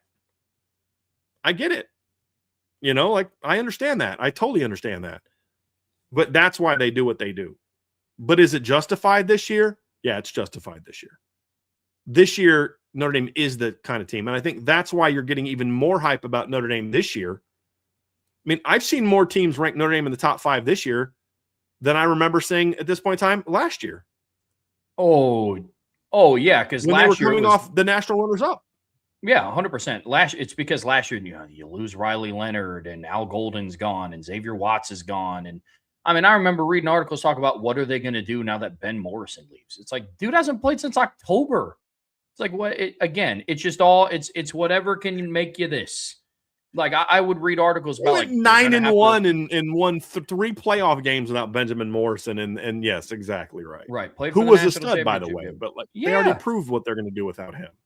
Yeah, like but why? It's because the article headline was like, Notre Dame tough task ahead in 2025, replacing Ben Morrison, Riley Leonard, and a defensive coordinator. It's like, yeah, when you say it like that sounds terrible. You're going to talk about what they bring back? No. I mean, that's just, unfortunately, that is what it is. But to your point, Brian, Notre Dame absolutely deserves the hype this season. Yeah, and what did you say FanDuel has Notre Dame, number 1? Mm-hmm. I think that's a little bit more telling to me than the media articles. The fact that Notre Dame is number 1 and the fact that CJ Carr is where he is. I think that's a little bit more telling for me than where ESPN or any I mean, that's more telling to me than what Cam Newton says about Notre Dame. Yeah. Bro, yeah. Yes. Don't get me started on that. You're talking about relevancy. They hit up Phillip Rivers, who was retired for 5 years before they called you, bro. Sit this one out. Yeah. Talk about relevancy. Yep. But yeah, it's going to be wild. But yeah, I mean, but here's the thing for Notre Dame though, Trev, is this all sounds great. This all sounds awesome. Notre Dame's legit top 5 team, but it's kind of that point now where it's like, okay, now you have to go out and show it, because if you think what they said about you this season was bad, wait until next year if you fall short again. Wait until next year if you go 10-2, because it's even, like, to me, there's even less justification to go 10-2 next year than there was this year because of when you play teams. I would argue that Miami next year and either BYU or SMU, one of the two, is going to be as good as what Miami and Texas A&M were this year when Notre Dame played them. I think Miami got better as the year went on. A&M got better as the year went on as well. But like the expectations are a little bit higher now. Last year, you were the fun underdog Cinderella story. I don't think that's legitimate, but that's how Notre Dame was perceived. It was a cool story. This team that lost to Northern Illinois and won tough, hard-fought games against Georgia and Penn State, goes to the title game. But they're not on Ohio State's level, so they weren't that day. It was a cool story. Now it's like, now you're being considered the big dog, one of the big dogs, and now you got to back it up because, as we said, they're going to build you up, but why are they building you up? Right? It's like I think of the scene from Goodfellas, right? What happened to the dude at the end, right? Joe Pesci's character. Hey, you're going to be a made guy. We love you, man. Come on, come to the meeting with us. We love you. What happened when they got him inside? Bam, back of the head. You know what I mean? Like, they're going to build you up because they want to tear you down. Or if you are as good as you think, they want to benefit off your success. But what they're really looking for, what ESPN wants more than anything else, is not for Notre Dame to win at all, but for them to get all the hype they can out of Notre Dame in the offseason, and then for Notre Dame to underachieve so they can spend the whole season talking about how Notre Dame sucks. And they're overrated, and they're this, and they're that. Yeah, because what they want Notre Dame to make the playoffs. That's more time that they can continue to write about Notre Dame, but they don't want Notre Dame to actually win the national championship, because then it's like, see, we tried to tell you. It happens all the time. But you do bring up a really good point, is now it's you're no longer the cool kids on the block, and we've talked about it ad nauseum so far this offseason. It's like, okay, now it's time to start the villain era of what this team should be. Teams don't like you. You can listen to what the media outlets say all the time, but at the end of the day, you have to go out and handle business every single Saturday.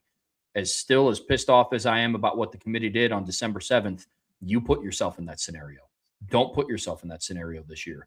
So we can sit here and talk on January 28th about how it's super cool that, second preseason, this is so cool. It's favorites to win on FanDuel, CJ Carr's number one on Heisman. It's like, that's cool. But if you go 10-2 and miss the playoffs again, I don't care what you are preseason.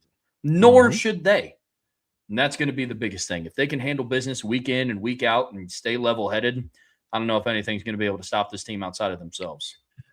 No, I think that's a great point. But it's look, this is year 5 under Marcus Freeman. He has things that he's never had before at Notre Dame. He has a returning D coordinator, a returning offensive coordinator, and a returning starting quarterback. He's never had that before.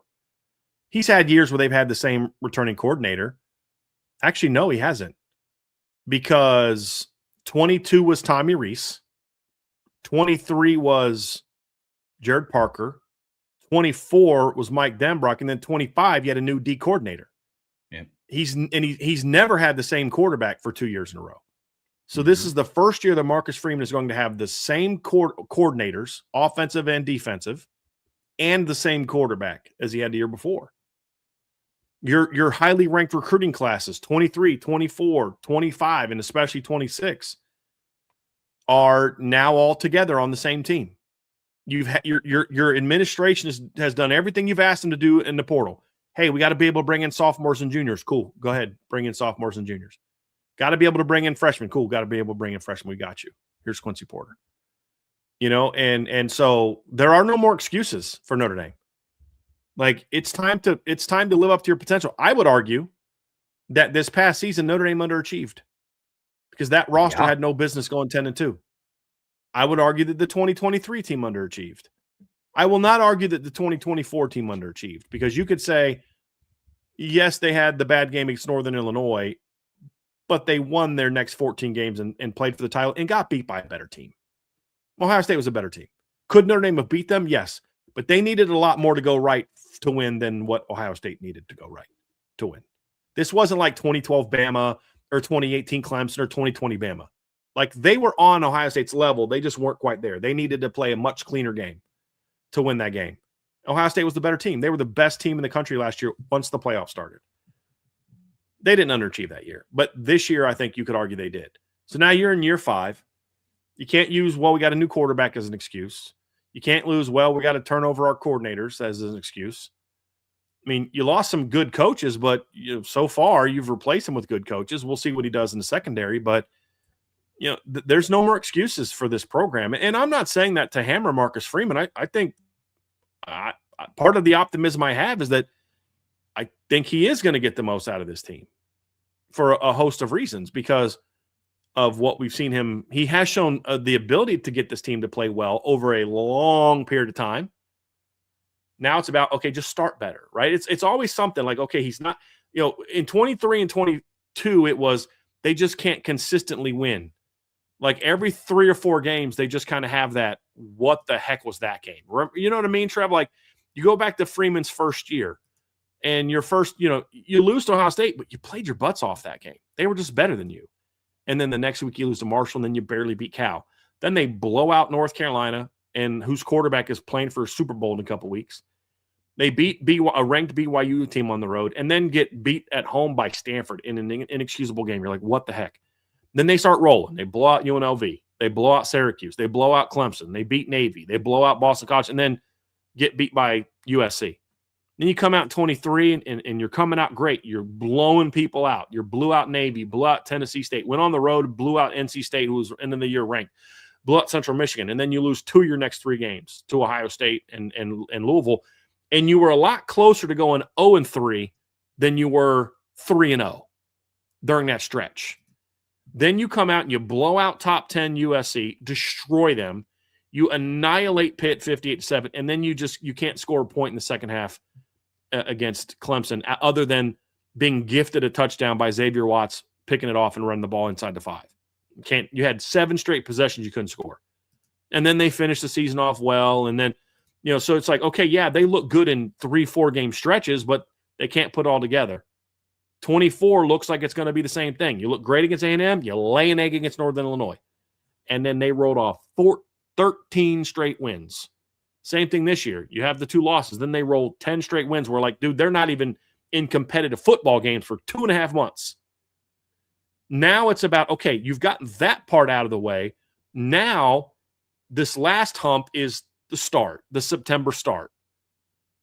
And, if he can get that part out of the way, I think this team is poised, Trev, to be good. And what is one of the things that's led to the early season starts? Well, you're breaking in a new coordinator on one side of the ball every year.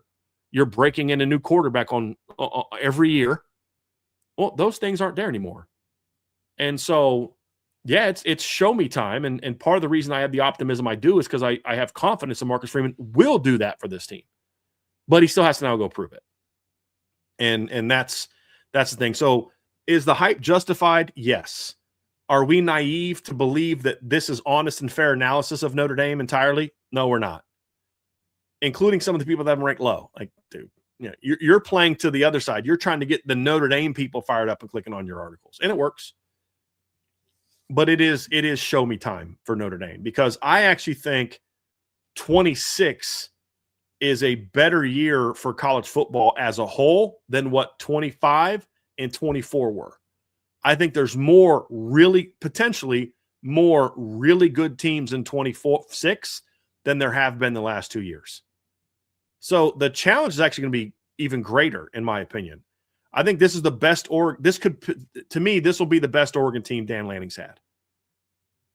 I think Ohio State's going to still be very good. I think Georgia's still going to be very good. I think Indiana's still going to be very good.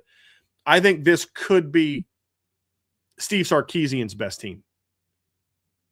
I think this is Miami's still going to be really good. Texas Tech is still going to be really good. There's teams like LSU that they got to put it all together, but man, that roster is loaded. There's enough teams like that, Trev, that I believe that to get to the championship game is going to require tougher tests than it would have had they made the playoffs this past year. And that's kind of partly that it kind of excites me, because I don't want it to be a year where people look back and like, yeah, you won that year, but. And that's what I get, that's what I get fired up about this team, because I do think this team is built the right way. They just need a couple things. You need Joe Rudolph to be what some fans think he is. You need him to be as good as what some fans think he is. He's got to get this O-line going. We need Chris Ash to be the D coordinator he was the last 7 games. We need Charlie Partridge to be what we think he is as a D-line coach. I mean, you need some things to go your way. Everybody does. But the talent is there for this team to be everything we think it could be. So I do think the hype is justified this season, even though you and I both know that some of it is strategically done. It doesn't make them wrong. No. And look, we're Notre Dame fans. It always will be. There's always going to be a but when it comes to Notre Dame. Notre Dame could have played to win in the playoffs. They could have beaten 2019 LSU, 2020 Bama, 2021 Georgia, and but they didn't have to play 2018 Clemson. That's something that I've always just acknowledged as being a Notre Dame fan. That's what it's always going to be. But I am on board with you, man. I do think that this year is gearing up to be a very strong year in college football. I think it's going to be the most competitive quarterfinals that we're going to see in the playoffs, especially if some teams pan out the way that we think that it will. And I do think Notre Dame's hype is justified. I'm with you, man. I'm with you completely. I think this comment from NH, I think she makes a great point, Trev. And I think she gets kind of where we're coming from. Seems like coaching is a potential question, not talent. I think that's absolutely spot on. If Notre Dame falls short this year, it'll be because either A, they're ravaged by injuries, or B, they have coaching shortcomings on either the offensive line or from the defensive coordinator. That or the head coach. I mean, the roster's not the issue this year. It's not. It's not. Now, no, we're not saying the coaching is going to be a problem. It's just more of, I need to see that Joe Rudolph can put together that kind of line. Well, I did that in 2024. Not really, nor do I blame him for it, because they were missing several guys that we thought were going to be key figures of that offensive line. Whatever the reason is, they haven't been good enough. The last 2 teams that won championships in the 12-team playoff had great line play in the playoffs. Great line play. And that's where they fell short. Notre Dame had great D-line play until what? Championship game. And then they got gashed. So now why? Okay, you didn't have Jordan Patel, you didn't have Boubacar, you didn't have Riley McMahon. Whatever the reason is, that's still the result. So I agree with NH. I think she nails it. I think coaching will, but that also the flip side of that is if they do win it all, then you've got to give love and praise to those coaches.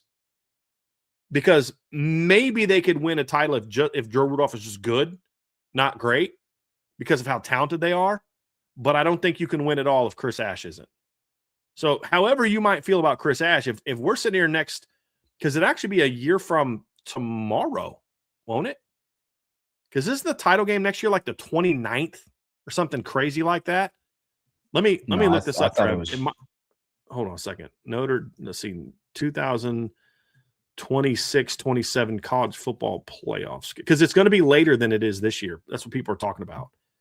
It's going to be later. The championship game, it'll be the 25th, excuse me. So 362 days from now. If we're talking about Notre Dame winning a championship, however you feel about Chris Ash today, I don't see how they can, if they're hoisting up the trophy 362 days from now, I don't see how they do that without Chris Ash doing a phenomenal job next year. I just don't. So you may not like him now, but you better hope that you love him 360 days from now. You know what I mean? Same with Joe Rudolph. He has to at least be good, and that's going to be the key. So yeah, I'm with you. I'm with you. And somebody said that's way too late. That is absolutely way too late to be finishing college football. January 25th is way too late. But it is what it is. But 362 days from now, if we're if we're watching Notre Dame hoist up that trophy, at least one of those two coaches is going to have to be elite. And if they're both really good, then I think this Notre Dame team has got a chance to be what Georgia 2021 was, what Bama 2020 was, what Clemson 2018 was. Can they be what LSU 2019 was? Can they be what Miami 01 was? That's asking a lot. But I think they can certainly be what Georgia was in 22 and what in 21 and what Bama was in 20 and what Clemson was in 18 and teams like that. I absolutely think they can be that. So it's got me fired up.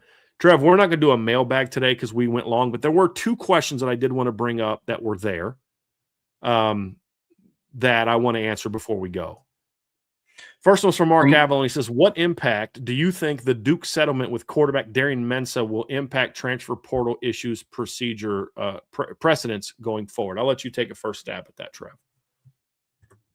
I mean, it's what precedent is it going to set? Mark, I don't think it's going to be anything new. It just shows that they're not willing to do anything to force a change. I mean, that everybody has a number. It's that everybody can have an agreement worked out too. So yeah, you can sign a deal, you can sign a contract to come back. But if you just feel like going to another school, there's just going to be a little bit more paperwork involved if you've done that. Unfortunately, that there's no new precedent. It's just, it's getting worse and more to the extreme on the other side, Mark. And it's really unfortunate. But now there's nothing that says, well, why can't I leave? I know I already signed an NIL contract and I signed a contract to return and we're good. And I was telling all my boys I was coming back to the team. But if I feel like leaving and a school offers me another big contract, nothing's stopping you at this point. And that's really upsetting. Agree. My hope is that Duke would fight it a little bit harder, which would allow them to set a precedent. But to Trevor's point, he rightly points out that all they really did was show that, guys, you can't do this without at least paying us a little something more. You can get out of any contract. I know the kid signed a contract, gave his word, did all these things. I get all that. But look, man, as long as you're willing to pay a lot of money and as long as your boosters are ready to give you a chunk of change, you can get out of that. Don't worry. You can get out of that. No problem. Just got to be willing to pay for it. Well, guess what? If they think it's going to bring them a national championship, boosters will absolutely pay for that. 1,000% will pay for that. And that's the precedent that Duke set. Just look, you can get out of your contract, just hire a lawyer. And same thing with the Clemson stuff. Dabo can complain about it all he wants, and he's right to do so. But if if nobody's going to do anything about it at the NCAA level, and if Jim Phillips isn't going to do anything about it, like, where's Jim Phillips in this whole thing? Where's Jim Phillips in this whole thing with Duke and Miami? One of your teams just did something blatantly illegal to hurt another one of your teams who just won your freaking conference championship. And you're sitting back doing nothing? Greg Sankey sits back and does nothing while LSU and Ole Miss are going back and forth on each other? What are they doing? So that's the whole point. What precedent is set? You can have anybody. Wait until one of these schools tries to poach a player in April. Well, coach, there's no window. Yeah, I know, but if you've got a good lawyer, don't worry. That's my thing. We don't have real leaders in college football anymore right now. We have none. Charlie Baker's not that. Tony Petitti's not that. Jim Phillips isn't that. Brett Yormark's not that. Greg Sankey's not that. 99% of the ADs aren't that. 95% of the coaches aren't that. And 99% of the fans aren't either. Because you look at Miami fans and their response to this whole thing, they're all for it. Why? Because it benefits their team. If it was the opposite, they'd be against it. If your morality is determined by who's doing the thing, not the thing, then you have no morality. It's the same thing in sports, the same thing. If you're okay with something when an R does it, but it pisses you off when the D does it, or vice versa, you have no real principles. You're a slave to that party. You have no foundation of what you believe in. If something your football team doesn't bother you, but when another team does it, it bothers you, you're part of the problem. We are part of the problem. Because why would coaches, if their president doesn't care, their AD doesn't care, and their fan base will support it, why wouldn't you go do this if you have no moral foundation to begin with? So that's what it showed, is there's literally no rules. It's hilarious. I laugh because otherwise I'd just cry. I follow politics, and it's like I'll watch people on the right. And people know I'm a conservative person. But I'll sit here and watch people on the right advocate for things. I'm like, dude, when so-and-so D was president, you hated that. Now you're all about it. You know what I mean? Like, you're not a serious person to me. And it's on the other side as well. Same thing here. If you're okay with what Miami's doing because it benefits your team, then just admit I don't really have any moral foundation as long as it benefits me. Then, that's who you are.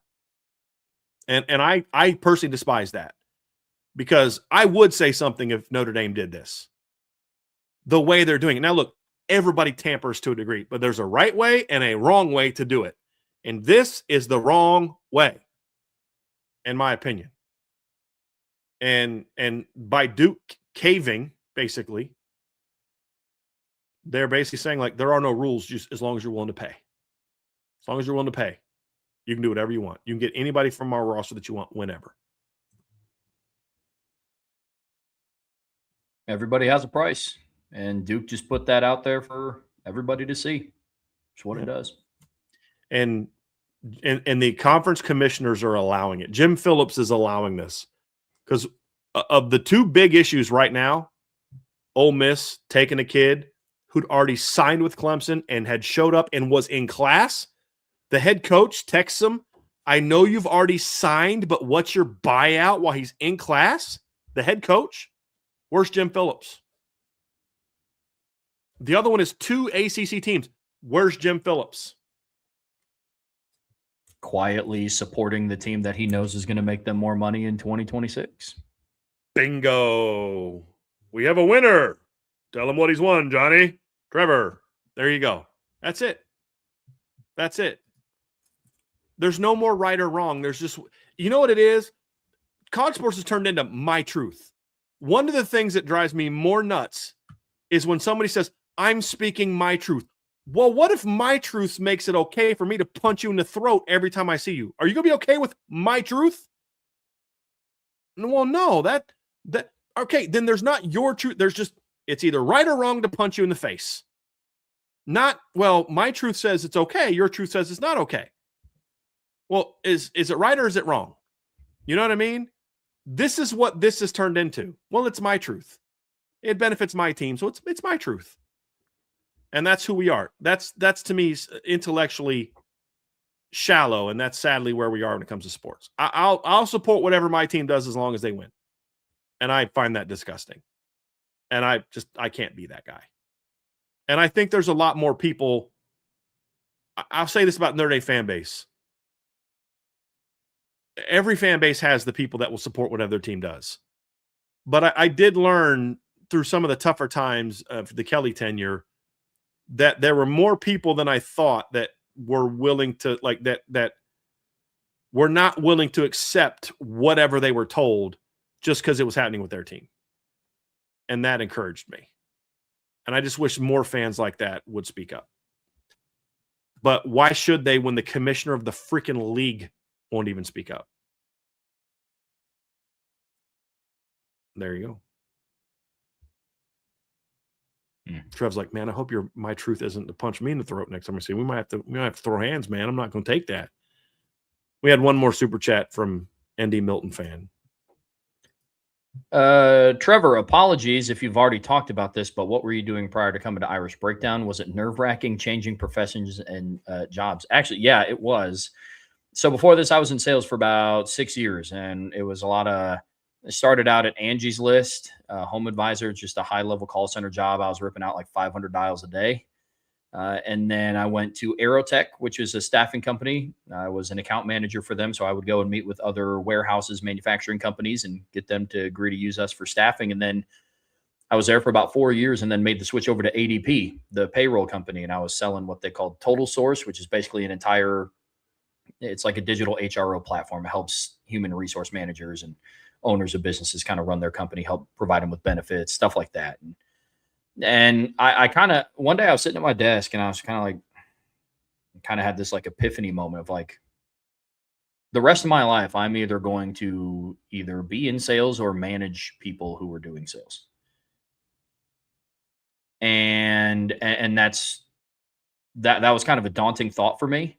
And I had already at this point in time, like, had conversations with Bryan about like, hey, would like to bring you on kind of as like a writer, but then after some conversation, we got me on a show and we had a lot of fun. And then it kind of just dawned on me. I was like, yo, this is just not what I want to do full time. And we had some conversations and here I am. But the first time I did a show was very nerve wracking because it's like, one, I've never done this before. Like I've given speeches in front of hundreds of people because of sales at like seminars and stuff, but like doing it, like knowing that I get to talk about something that I'm passionate about, I wanted to make sure I came off professional and also wanted to make sure I came off like I knew what I was talking about. Because this is a sport that I do know a lot about. But it was one where it's like I haven't had to project it to other people outside of my wife, who, when we sit on the couch and listen to games, she's just like, no one's happier that Trevor has this job now than Lauren. Nobody. I'm sick of reading the articles he would write for me. Oh, yeah. I which reminds me, I got to make her our annual PowerPoint. I make her a PowerPoint every year to tell her who comes back and who to watch. That's awesome. Their stats and all that. She enjoys it. I make cool transitions, so it's not completely boring. But it was very nerve-wracking. But the more I do it, the more comfortable I get. Brian's been great along the way. Vince has been great along the way. Just help me out wherever I can. Same with Sean Davis and Sean Stiers. So, but it's been fun. It's been really fun up to this point. Blessed to be here. That's for sure. Yeah, and I'm pleased that you're on board. I've been very fortunate to put together the team that we have, and it was funny, Trev, because like I've said before, Ryan is actually the one who connected us because you reached out to him before you reached out to me, which I still to this day don't quite understand. But Ryan was like, because I was looking, there's a lot of good candidates, but for me, it's part of it is about if you're going to work with someone as much as we work together, there's got to be some kind of connection beyond just employer-employee relationship, because people in the chat will see if there's fake chemistry, in my opinion. They'll see if like I don't really connect with this guy, but whatevs. They'll pick up on that. And I don't want to do a show like that. That's why I liked doing shows with Sean Davis. So I like doing shows with Vince. That's why I like doing shows with Ryan, because they were friends before they were on shows with me. We would talk ball as friends before they did shows with me. And so that was the nerve-wracking part, because Trevor's the first person I hired for a job this serious that I didn't know before I hired him. I had hired a couple of writers to do some little slide writing and recruiting stuff, but I didn't know, and it is what it is. But this is the first job like this where I hired somebody I didn't know. So there was a bit of a risk. But I think the first call I had with Trevor, I mean, we spent probably, an hour on the phone? Yeah. And maybe the first 20 was talking about the job. The next 40 was just talking ball. Yeah. And the plan actually was not initially for Trevor to be full-time. The plan was for the first year, it was going to be him just kind of writing articles and occasionally doing a show. And, because I think at first, we did shows on certain days, because you didn't work every single day. So you could come on shows on certain days. In the office, I wasn't in every day, so I could do some. Yeah. And so then Trevor approached me and he's like, "Hey man, I'd really like to make this career move." And of course, as a business, I got to crunch the numbers and see if it works and make all, and it did. And then Trevor has earned, more. He makes more now than he did when I first hired him, because he's more proven and done a great job. And hopefully will continue to do that. But that was a little bit nerve-wracking at first, because you were an unknown. You didn't have articles that I could read. You didn't have shows that you could show me and do that. But it's worked out great. And I think we have fun doing this together. 100%. And same thing with me and Sean, same with me and Vince. And I think that's why it works. That right there. Well, and the level of faith that you put in from my side looking at it, it's like you basically just hired somebody that was like, I know ball, trust me. Yeah. and here we are. Yeah. And it's been great, but it's very much appreciated. And that's why I hired you the way that I did. It'll be a lot easier for you as, a young person to do the job part-time and still have another job. And then if it works out, great. If it doesn't, then, you didn't turn down your career. But it didn't take Trevor very long to show that there was the potential there. And the other thing I love as an owner and as kind of the leader of the team is Trevor's very coachable as well. So, he doesn't make the same mistake twice very often, which I like. You tell him something and then it's like, okay, I'm going to get it done. And just to watch his evolution on the show over the last couple of years has been a lot of fun too. So, and then we got even bigger and better things planned, we think. So it's going to be a lot of fun. So yeah, so that's Trev's story. So, but yeah, I remember that call. I was in the kitchen when you called that night and you're like, so he calls, he's like, "Hey, can we talk?" And I'm like, "Oh, great." Because there was a while there when I would hire people and then another site would just go hire them away from me and then not use them. They were just trying to screw me over. But the guy that was the boss of that site is not the boss of that site anymore, so they don't really do that anymore. And I was like, "Oh, great. I know what's going to happen. I know where this is going." You know what I mean? And it wasn't. It was the opposite of what I thought. It was like, "Hey, is it a possibility that this becomes a full-time thing?" And so we had to both make some concessions to make it work initially, knowing that if he did the job, that eventually it would work out great for both of us. And so far it has. And I think it will continue to do so.